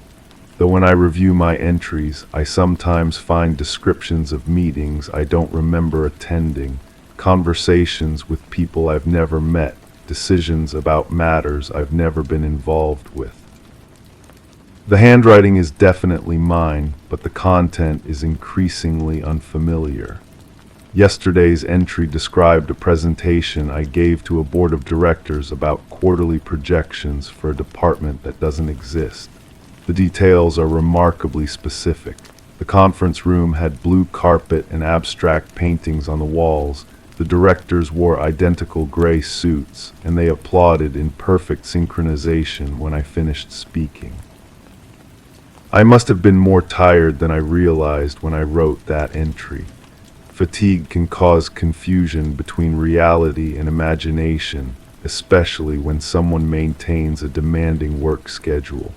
Though I do remember blue carpet, and the sound of synchronized applause does seem familiar somehow. The building management has been making improvements lately, though they haven't announced any official renovations. New rooms appear overnight, spaces that weren't there the day before but feel like they've always been part of the structure. The elevator now stops at floors that aren't marked on the directory, revealing corridors that extend far beyond the building's apparent footprint. These additions are seamlessly integrated as if they've grown organically from the existing architecture. The lighting is consistent, the temperature controlled, the carpeting matches perfectly. Professional construction work, obviously, though I haven't seen any workers or equipment.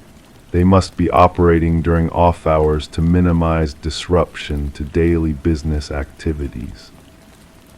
I've started exploring these new areas during my lunch breaks, just casual reconnaissance, satisfying natural curiosity about changes to my work environment.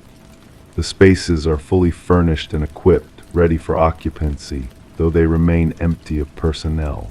Offices with nameplates for employees I don't recognize, conference rooms set up for meetings that never seem to occur, break areas stocked with supplies that no one ever uses. Sometimes I encounter other people in these areas, though they don't seem to notice me.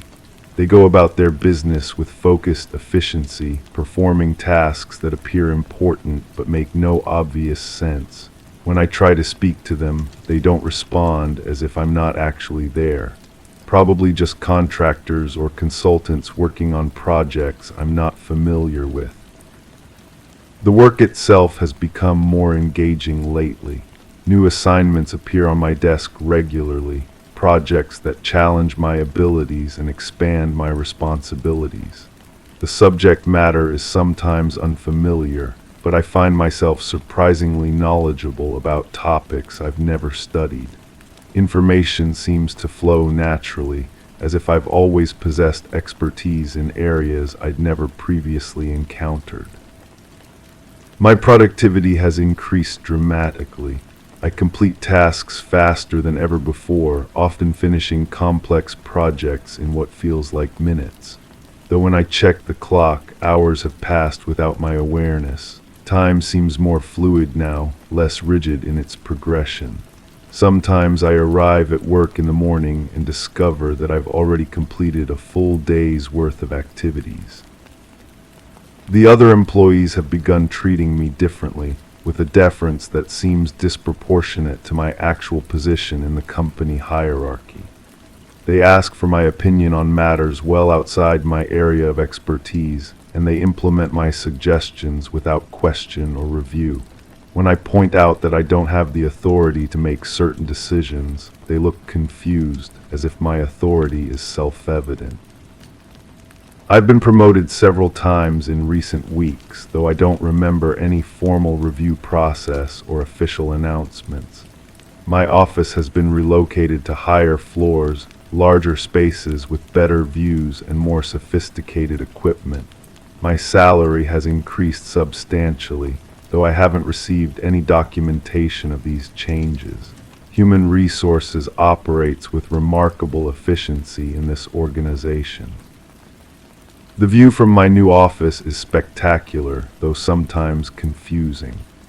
The building appears to be much taller than I'd previously realized, offering perspectives of the surrounding city that seem impossible from our actual location.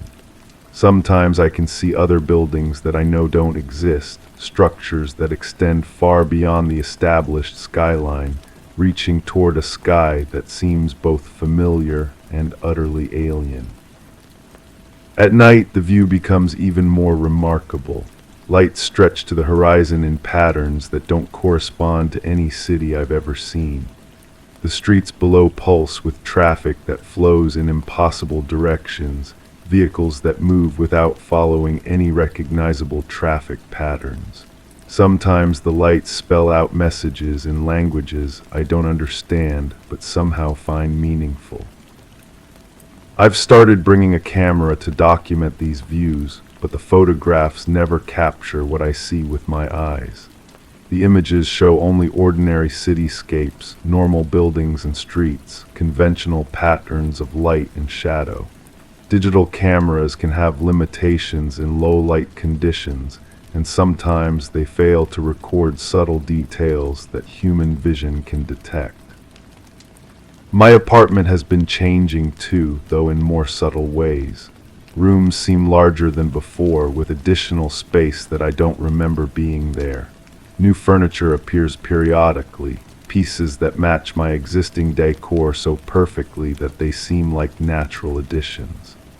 Sometimes I find books on my shelves that I don't remember purchasing, though when I open them, the content is exactly what I would have chosen to read. The neighborhood feels different as well, more prosperous and well-maintained than I'd previously noticed. Houses that were run down have been restored to pristine condition. Lawns that were neglected now display perfect landscaping. Streets that needed repair have been resurfaced with materials that seem to glow softly in the moonlight. My neighbors have become more friendly, greeting me by name and asking about aspects of my life that I've never discussed with them. They seem to know details about my work, my interests, my personal history that I'm certain I've never shared. When I ask how they learned these things, they look surprised, as if the information is common knowledge. The local businesses have improved as well. Restaurants serve exactly the dishes I'm craving before I've had a chance to look at the menu. Stores stock products that meet my needs precisely, often items that I didn't know I wanted until I saw them. Service providers anticipate my requirements with uncanny accuracy, completing work before I've had a chance to explain what I need. Everything in my life has become more efficient, more perfectly aligned with my preferences and desires. Coincidences occur with remarkable frequency, bringing opportunities and solutions exactly when I need them most. Traffic lights change in my favor, parking spaces open just as I arrive, phone calls come at precisely the right moments. People have commented on how well I look lately, how relaxed and confident I seem. They're right, of course. I feel better than I have in years, more energetic and focused, more capable of handling whatever challenges arise. Sleep comes easily now, deep and refreshing, filled with dreams that feel more real than my waking hours. Though sometimes I wake up in places I don't remember going to sleep, not just different rooms in my apartment, but entirely different locations altogether. Office buildings, hotel rooms, houses that belong to people I've never met, always comfortable spaces, always places where I seem to belong, but never anywhere I consciously chose to be. When this happens, I simply return home and continue with my normal routine. Sleepwalking is more common than most people realize, and it's not necessarily a sign of any serious problem. Stress, changes in schedule, even positive developments in one's life can trigger episodes of nocturnal wandering. The important thing is that I always end up somewhere safe. I've been having more conversations lately, though not always with people I can see. Voices speak to me from empty rooms, offering advice and information that proves remarkably useful. They know things about my work, my personal life, my future plans that no one else could possibly know. Probably just my subconscious mind processing information in creative ways. The conversations are always pleasant, never threatening or disturbing. The voices are familiar, like old friends I haven't seen in years, though I can never quite place where I might have met them. They're interested in my well-being, concerned about my progress, eager to help me achieve my goals. Everyone should have such supportive influences in their lives. Sometimes the voices ask me to do things, simple tasks that seem reasonable and beneficial. Rearrange furniture in specific ways, visit certain locations at particular times, speak to designated people about predetermined topics.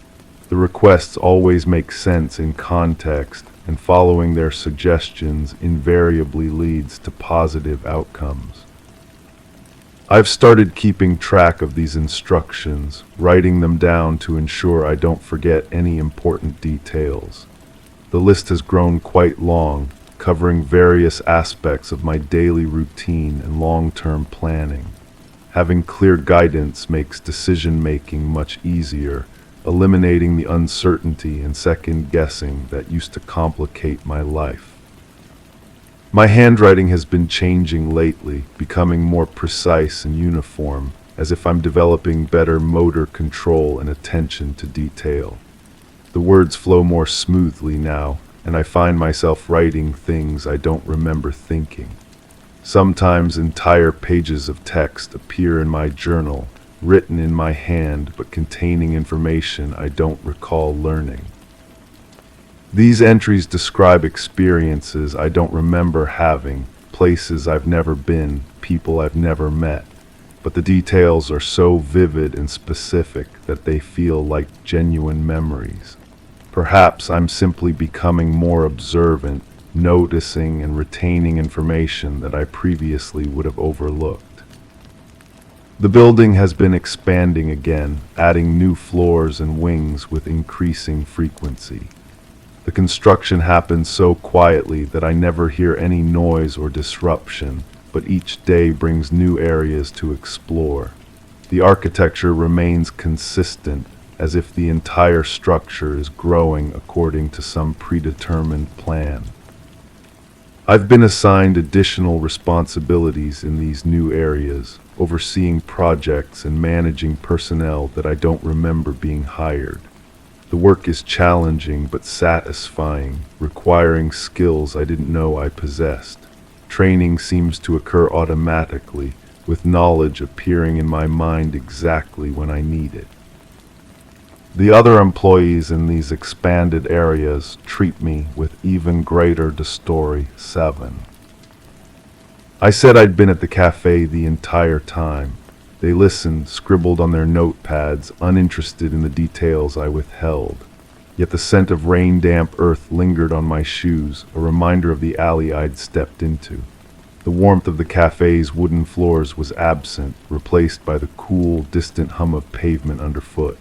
A flicker of streetlight shadows traced across my skin, shifting with each passing car, a steady rhythm not found indoors. I noticed the chill had crept into my clothes, wrapping me in a past I couldn't quite shake. The cup in my hand had been empty when I left, but my fingers still felt the weight of another. There's this sound I keep hearing, a low-frequency buzz like power lines in summer heat, but deeper. It comes from nowhere, fills my skull from the inside out. Sometimes I catch myself pressing my palms against my ears, but the sound doesn't muffle, it grows stronger. The metallic taste follows, copper pennies dissolving on my tongue. I've checked the wiring in my apartment 3 times. The building manager says everything's fine. But that hum, it starts in my teeth and spreads down my spine like electricity finding ground. Someone was watching me sleep. I know this sounds impossible, but I could feel eyes on my skin, heavy and patient. My bedroom door was locked, the windows too, but the weight of observation pressed against my chest made my breathing shallow. I kept my eyes closed, pretended to dream, while my heart hammered against my ribs. The presence felt vast, too large for my small room, spilling into corners where shadows don't usually gather. When I finally opened my eyes, the ceiling looked wrong. Higher. Like I was staring up from the bottom of a well. My thoughts feel borrowed sometimes. Words appear in my mind that I didn't think, sentences that taste foreign in my mental voice. I'll be making coffee and suddenly know things I shouldn't know, remember conversations that never happened. The feeling is like wearing someone else's clothes, fabric that doesn't quite fit. I catch myself mid-sentence, speaking words I didn't plan to say. My reflection in the bathroom mirror sometimes takes a half-second too long to follow my movements, like it's learning to mimic me. The light came from everywhere and nowhere, not sunlight, not electric, something that made my skin feel transparent, like I was made of glass and someone was shining a flashlight through me. I was standing in a space that might have been a room, but the walls kept shifting when I wasn't looking directly at them. Objects floated just beyond my peripheral vision, dark shapes that vanished when I turned my head. The silence was absolute, not even the sound of my own breathing. My hands reached for something, anything solid, but found only air that felt thick as water. I can't touch metal anymore without feeling that same electric sensation. Doorknobs, car handles, even my keys send small shocks up my arms. Not painful exactly, but wrong, like my body remembers being somewhere it shouldn't have been. The taste of copper returns, flooding my mouth until I have to spit. Sometimes I find small burns on my fingertips, perfect circles like I've been pressing them against something hot. But I don't remember touching anything that could burn me. Or maybe it was different. Maybe I was lying down, not standing. The light came from above, a harsh white beam that made my eyes water. There were voices, muffled and distant, speaking words I couldn't quite catch. My body felt heavy, pinned down by something I couldn't see. The air smelled sharp, chemical, like the inside of a hospital, but wrong somehow. Antiseptic mixed with ozone. My clothes were gone, but I don't remember taking them off. The cold bit into my skin, raised goosebumps that never went away. I've stopped trying to remember clearly. The fragments don't want to fit together anyway, like puzzle pieces from different boxes. Some nights I lie awake feeling that electric hum in my bones, tasting metal, sensing eyes that aren't there. My reflection looks back at me with expressions I didn't make. The burns on my fingers have faded, but the sensation remains, a phantom heat that reminds me I've been somewhere else, been someone else, even if I can't say where or who. I tell myself it was just a dream, but dreams don't leave physical evidence. Dreams don't change the way light falls across your skin or make you afraid of your own shadow. Something happened in that space between memory and forgetting, and I'm different now.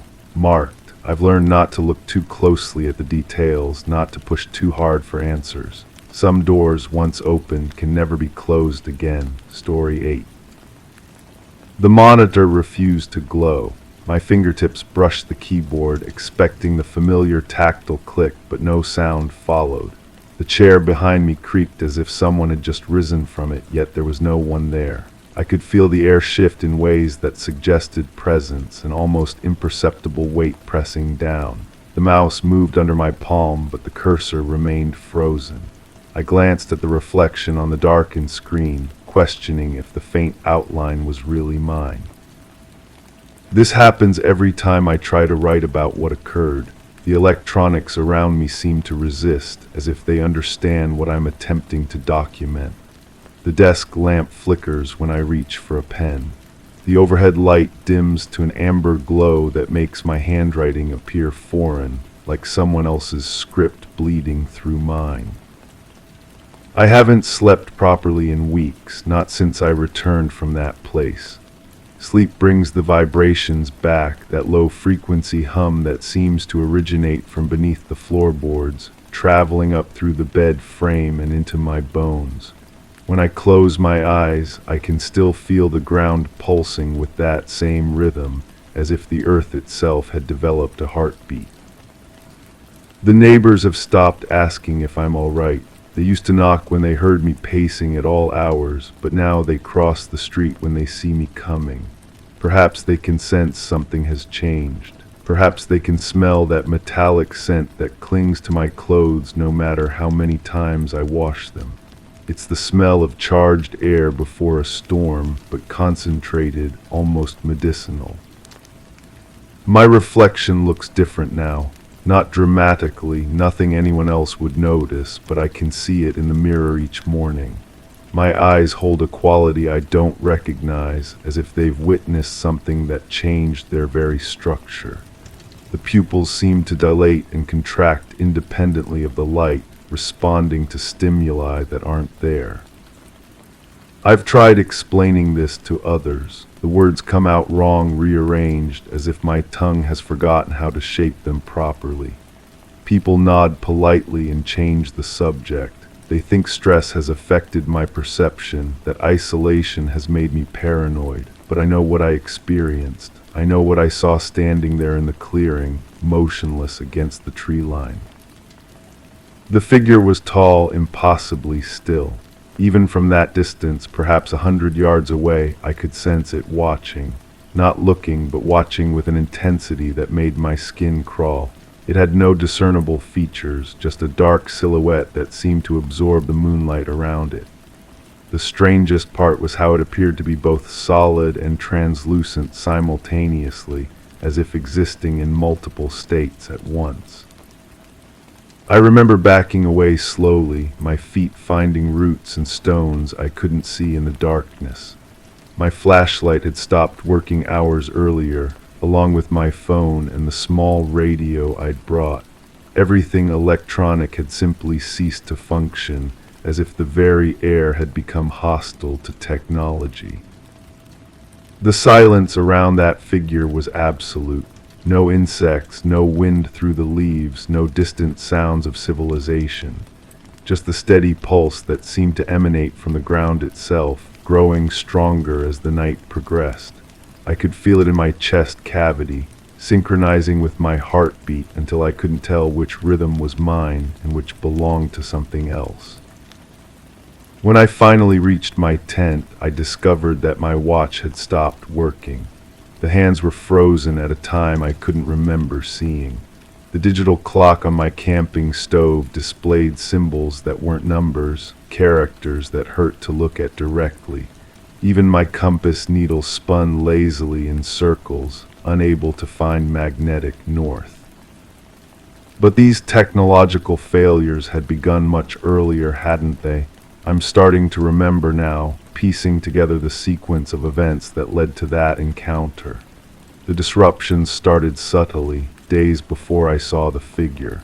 My car radio had begun picking up frequencies that shouldn't have existed, voices speaking in cadences that didn't sound quite human. The campsite itself had felt wrong from the beginning. I'd chosen it because it appeared isolated on the map, surrounded by dense forest with no marked trails.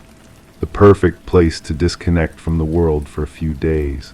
But when I arrived, the trees seemed too uniform, their branches forming patterns that suggested deliberate arrangement rather than natural growth. The other campers had left early. I remember watching them pack their gear with unusual haste, their movements quick and nervous. They avoided eye contact when I waved, loading their vehicles as if fleeing from something. At the time, I attributed their behavior to typical antisocial camping etiquette, but now I understand they had sensed what was coming. The temperature drops had started then, sudden and localized. I would be sitting by my small fire, feeling perfectly comfortable, when a pocket of cold air would descend like an invisible blanket. These frigid zones would last for minutes at a time, accompanied by that faint metallic taste on my tongue, as if I were breathing air that had been filtered through copper pipes. My water had begun tasting different too, though it came from the same sealed bottles I'd brought from home. Each sip carried an aftertaste of minerals that shouldn't have been there, a slight effervescence that made my throat tingle. Even the food seemed affected, flavors muted and textures subtly altered, as if the very molecules were being rearranged. The dreams had started before any of the physical symptoms manifested. Not nightmares exactly, but vivid sequences of standing in vast empty spaces under skies that weren't quite the right color. In these dreams, I could feel myself being observed from great distances, studied with a patience that felt ancient and methodical. I would wake with the sensation of having been measured, catalogued, filed away in some incomprehensible system. But even before the dreams, there had been that first moment of unease. I'm remembering it now, that initial sensation that something was amiss. It happened while I was setting up camp, arranging my gear in the fading daylight. The forest had grown quiet in a way that felt deliberate, as if every living creature had received a signal to remain still. I had paused in my unpacking, a sleeping bag halfway out of its stuffed sack, and felt a wave of nausea wash over me. Not illness exactly, but a disorientation that made the familiar act of camping feel foreign and dangerous. The ground beneath my feet had seemed less solid, as if the earth itself was holding its breath. The smell had been there from the very beginning, hadn't it? That ozone scent mixed with something organic and unfamiliar, like flowers that had never grown on this planet. I had attributed it to unfamiliar vegetation, perhaps some species of plant that only bloomed in this particular ecosystem. But the odor had been too clean, too precisely composed, like a fragrance designed to approximate nature without truly understanding it. Looking back now, I realized the changes had begun even before I reached the campsite. The drive itself had felt different, though I'd taken the same route marked on my map. Familiar landmarks seemed displaced, appearing at unexpected intervals. Road signs bore the correct names, but in fonts that looked subtly wrong, as if someone had attempted to recreate them from memory. The sky had been the wrong shade of blue that morning, too pale and somehow thin, as if the atmosphere had been diluted. Clouds moved in formations that defied meteorological logic, maintaining perfect geometric shapes for far too long. Even the sun felt different on my skin, warmer but less substantial, like light filtered through layers of gauze. I had woken that morning feeling optimistic about the trip, excited for a few days of solitude in nature. The weather forecast had been perfect, my gear was ready, and I had no obligations waiting for my return. Everything should have been ideal for a peaceful retreat into the wilderness. The morning had been perfectly ordinary. Coffee brewed in my familiar kitchen, sunlight streaming through windows that knew my daily routines. I had packed methodically, checking items off a list I'd used for previous camping trips. My equipment was tested and reliable, my supplies calculated for a comfortable stay. Nothing in that peaceful domestic scene had suggested that I was preparing for an encounter that would fundamentally alter my relationship with reality. Yet something had already begun, hadn't it? Some process had been set in motion while I slept, while I planned, while I lived my ordinary life in blissful ignorance. The figure in the clearing hadn't appeared spontaneously. It had been waiting, patient and eternal, for me to arrive at precisely the right moment in precisely the right place. And now, as I sit here struggling to document what happened, I can feel that same patient attention focused on me once again. The air in this room carries traces of that metallic scent. The walls seem to pulse with barely perceptible vibrations. My reflection in the dark computer screen wavers as if viewed through water. They're still watching, still waiting, still measuring the effects of our encounter with the same methodical precision they've always possessed. And I suspect that my camping trip was never really over. It simply expanded to encompass everywhere I go, everything I do, every moment I continue to exist in their carefully observed experiment.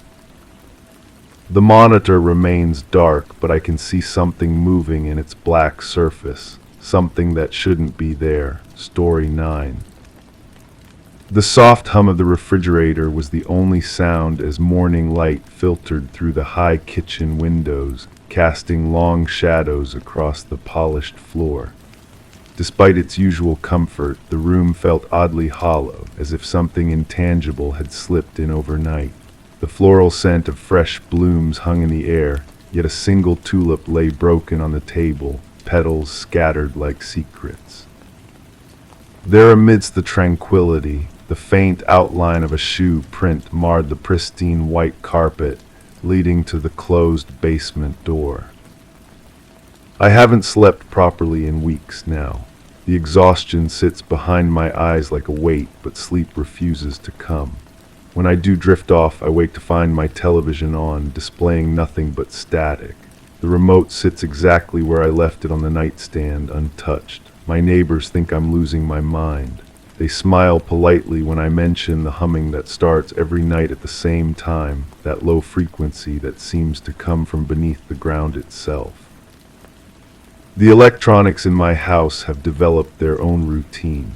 My phone turns itself on and off throughout the night, the screen flickering with patterns that don't match any app or notification I recognize. The microwave clock blinks continuously, never holding the correct time no matter how many times I reset it. My laptop opens programs I've never installed, displaying sequences of numbers that mean nothing to me but somehow feel important, urgent even. I've started keeping a journal, trying to document these disturbances, but when I read my entries the next morning, entire paragraphs are missing. Not erased, just absent, as if I never wrote them at all. The pen marks are there, indentations in the paper where words should be, but the ink itself has vanished.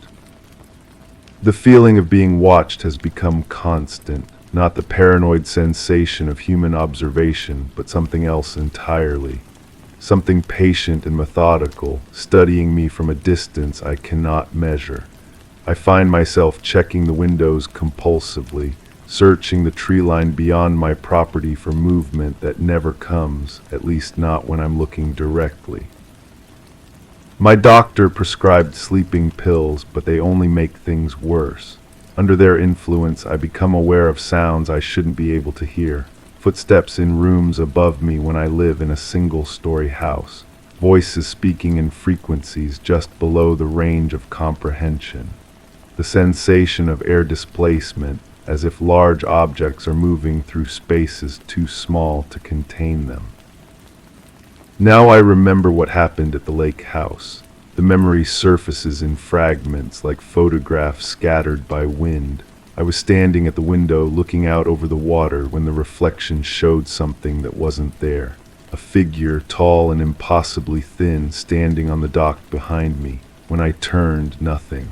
When I looked back at the window, it was gone from the reflection too. But that wasn't the strangest part. The strangest part was the silence that followed. Not just quiet, but the complete absence of sound, as if the world had been placed under a glass dome. The water stopped lapping against the shore. The wind ceased moving through the trees. Even my own breathing seemed muted, distant. I stood there for what felt like hours, though when I finally moved, my watch showed only minutes had passed. The silence lifted gradually, natural sounds returning one by one, but in the wrong order. First the distant call of birds that shouldn't have been active at that time, then the rustle of leaves, finally the gentle wash of water against wood. That night I found myself outside without remembering how I got there. I was standing in the shallow water, fully clothed, looking up at a sky that seemed too vast, too deep. The stars were wrong somehow, arranged in patterns that hurt to look at directly. My feet were numb with cold, but I had no memory of walking into the lake. Going back further, I can trace the signs I ignored. The week before the lake house incident, my car radio would only pick up static on certain stretches of road. Not dead zones where reception typically fails, but specific locations that seem to move from day to day. The static would resolve into what sounded almost like whispers, words in a language that felt familiar but remained incomprehensible. The coffee shop where I worked had developed an electrical problem that the repair technicians couldn't diagnose. Lights would dim in sequence, following a pattern that repeated every few hours. The espresso machine would activate on its own, grinding beans that weren't there, steaming milk that produced no sound. Customers began commenting on the strange atmosphere, how conversations seemed to echo strangely, how their phones would lose signal the moment they entered. I started experiencing episodes of lost time. Not dramatic blackouts, but subtle gaps. I would begin washing dishes and find them already clean and dried. I would start reading a book and discover I had somehow finished an entire chapter with no memory of the words. My coworkers mentioned that I would sometimes stand motionless for several minutes, staring at nothing, unresponsive to their voices. The metallic taste in my mouth became constant during those weeks. Like copper pennies dissolving on my tongue, accompanied by a smell that reminded me of ozone after lightning strikes, but there were no storms. The taste was strongest in the early morning hours, just before dawn, when the air itself seemed to vibrate with an energy I couldn't identify. My dreams during this period weren't really dreams at all, but experiences that felt more real than waking life. I would find myself in vast, empty spaces filled with a light that cast no shadows. Geometric structures that defied perspective stretched infinitely in all directions. I could hear my footsteps echoing, but when I looked down, I cast no reflection on the metallic surfaces beneath my feet. The nausea started subtly, weeks before everything else. Just a slight queasiness that would come and go without reason, unrelated to food or stress. It was accompanied by a sensitivity to certain frequencies. The hum of fluorescent lights became unbearable. The drone of air conditioning units would send sharp pains through my skull. Even the gentle buzz of my alarm clock would wake me with a start, my heart racing as if I had been running. I began to notice that animals reacted strangely around me. Dogs would bark incessantly when I approached, but not aggressively, more like they were trying to warn me of something I couldn't see. Cats would stare at points just over my shoulder, their pupils dilated, fur standing on end. Birds would fall silent when I walked beneath trees where they had been singing moments before. The ground itself seemed different in those final days before the lake house. Walking on grass felt unstable, as if the earth was hollow beneath my feet. Pavement would vibrate slightly when I stood still, a tremor so faint I questioned whether I was imagining it. But when I placed my hand against walls or fences, I could feel it there too, a pulse that didn't match any machinery or traffic pattern. Temperature fluctuations became common in spaces around me. Rooms would grow inexplicably cold, my breath visible in the air despite the season. Then, without transition, the space would become uncomfortably warm, the air thick and oppressive. These changes seemed to follow me from place to place, affecting only the immediate area where I stood. And before all of that, there was the morning when everything was still normal.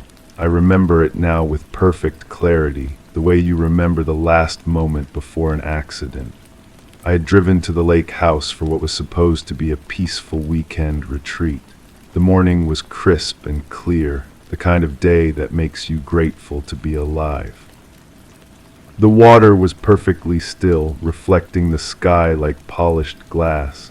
I made coffee and sat on the porch, listening to the gentle sounds of the lake awakening. Fish jumped occasionally, sending concentric circles across the surface. A heron stood motionless in the shallows, waiting with infinite patience for the right moment to strike. Everything was exactly as it should have been. The air smelled of pine and fresh water. The sun warmed my face as it climbed higher. I felt completely at peace, completely alone in the best possible way. I had no idea that I was already being watched, that something had been waiting for me to arrive, something that had been preparing for this moment much longer than I could possibly imagine. Even now, as I tell you this, I can feel that same presence. It never really left, you see. It's simply waiting again, patient as always, for the right moment to continue what it started by that peaceful lake on that perfect morning when I thought I was alone. Story 10. The shadow stretched longer than the object casting it, bending away from logic. The rhythmic tap of a dripping faucet once marked the minutes, now misaligned with the ticking in my chest. Each step across the floor felt like a test, the creak beneath my foot refusing to echo in return. Objects shifted just outside my vision, their movements a silent language I couldn't decipher. A whisper of air brushed my ear, though the windows were closed. I turned, searching for an unseen presence, only to find the room strangely empty, yet somehow full. I've been living with holes in my memory for weeks now, not the kind where you forget where you put your keys or what you had for breakfast. These are deeper excavations, carved out spaces where something significant once lived. I know this because of the way my body reacts to certain sounds, certain angles of light streaming through windows. My muscles tense with recognition, but my mind offers nothing in return. There's a gap where several days should be. I remember going to sleep in my own bed, and then I remember waking up in my own bed, but something fundamental had shifted in between. The air in my apartment felt different, thicker. My reflection in the bathroom mirror seemed to take a fraction of a second too long to match my movements. Small things, subtle things, the kind of details that make you question your own sanity. I started keeping a journal, thinking maybe if I wrote down these strange observations, patterns would emerge. But when I flip through the pages now, I find entries in my own handwriting that I don't remember writing. Simple phrases like, "the frequency is wrong and they left something behind, and check the recording device." That last note led me to search my apartment more thoroughly. I found a small digital recorder wedged behind my bookshelf, covered in dust but still containing files. I don't remember owning this device.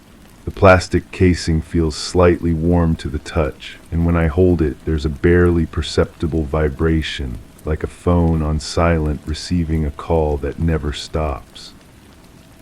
The first audio file is mostly static, but there are voices underneath. My voice definitely, but distorted somehow, speaking words I can't quite make out. There are other voices too, layering over each other in a way that shouldn't be possible with a single recording device. The sound quality shifts unpredictably, sometimes crystal clear, sometimes muffled as if recorded underwater. Listening to it triggers something, a flash of memory, brief and disorienting. I'm standing in my living room, but the furniture is arranged differently. The walls seem farther apart than they should be. There are lights moving across the ceiling, not following any pattern I can understand. They pulse and flicker, casting shadows that don't correspond to any objects in the room. In this fragment, I'm holding the recording device, speaking into it, but my voice sounds calm in a way that doesn't match the fear I can feel radiating from my body. I'm describing what I'm seeing, but the words feel foreign in my mouth, like I'm reading from a script I've never seen before. The memory cuts off abruptly, leaving me back in the present with the recorder still humming in my palm. I play the second file. This one captures what sounds like a power outage. The background hum of electronics cuts out suddenly, leaving only breathing, mine and something else's. The breathing doesn't sync up. When I inhale, the other sound exhales. When I hold my breath, it continues, steady and deep. There's movement in this recording, footsteps that don't match the rhythm of my own. I can hear myself moving around the room, bumping into furniture, but there are additional sounds, deliberate and measured, like someone else navigating the space with perfect knowledge of where everything sits. My voice appears again, whispering something that sounds like instructions or coordinates, numbers that don't mean anything to me now but carried obvious importance then. In the background, there's a sound I can't identify, mechanical but organic, like breathing through a synthesizer. This triggers another fragment. I'm in complete darkness, but somehow I can see. Everything is outlined in a faint luminescence that seems to come from within the objects themselves. My hands are glowing softly, and when I look down at my body, I can see my heart beating through my chest, pulsing with the same rhythm as that unidentified sound from the recording. I'm not alone in this darkness. There are shapes moving around me, tall and fluid, shifting between solid and transparent. They don't seem to notice me, or perhaps they're choosing not to acknowledge my presence. They move with purpose, manipulating objects I can't see, working on something just beyond my understanding.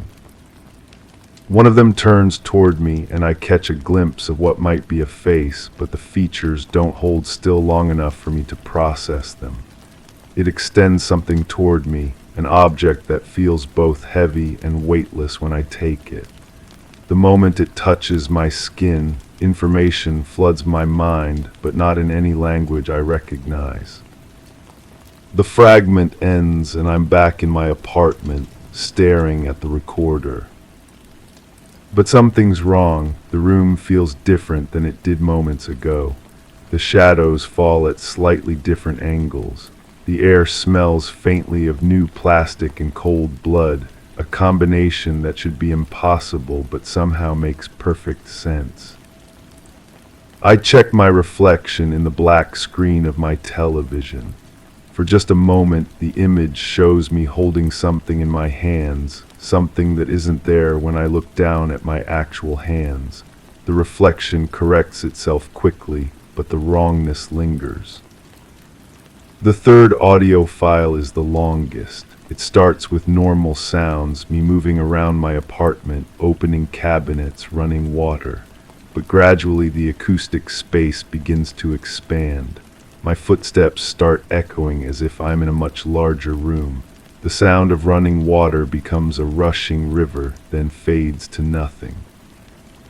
My voice appears, but now I'm having a conversation with someone. I can only hear my side of it, but from my responses, it's clear the other speaker is asking me questions. detailed questions about my daily routines, my memories, my understanding of how things work. I answer eagerly, like I'm sharing fascinating discoveries rather than mundane personal information.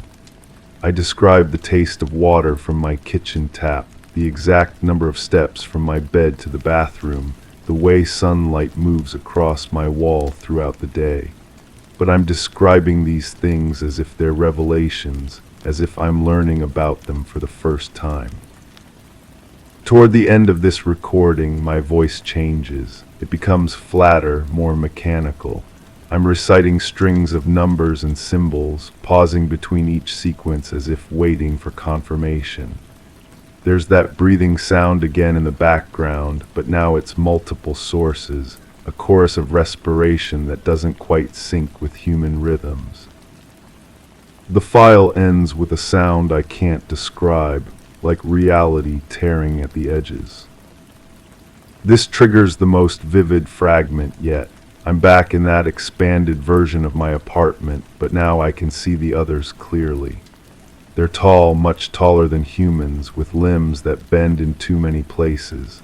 Their skin, if it is skin, shifts between translucent and opaque, revealing internal structures that don't follow familiar anatomical rules. They're working on me, but not in any medical sense. They have devices that look like they're made of crystallized light, and they're using these to examine something inside my head. I can feel them moving through my memories, selecting certain ones, copying them, then carefully removing them. The process doesn't hurt, but it feels profound, like losing pieces of myself I didn't know were essential. They're particularly interested in specific types of memories, moments of discovery, instances of understanding, experiences of wonder or fear. They handle these memories delicately, as if they're fragile and valuable. One of them shows me what they're doing. In their hands, my extracted memories take physical form, glowing orbs that pulse with familiar emotions. They place these in a container that seems to exist in more dimensions than I can perceive. I understand in this moment that this is an exchange. They're taking something from me, but they're also leaving something behind. The object they gave me earlier is still in my hands, and I can feel it integrating with my nervous system, creating new pathways, new capacities. When I try to focus on what these new abilities might be, the fragment dissolves. I'm back in my apartment, but now I'm certain I'm not alone. There are sounds coming from rooms that should be empty, subtle movements that stop whenever I try to locate their source. The recorder in my hands is vibrating more intensely now, almost eager. I play the final file.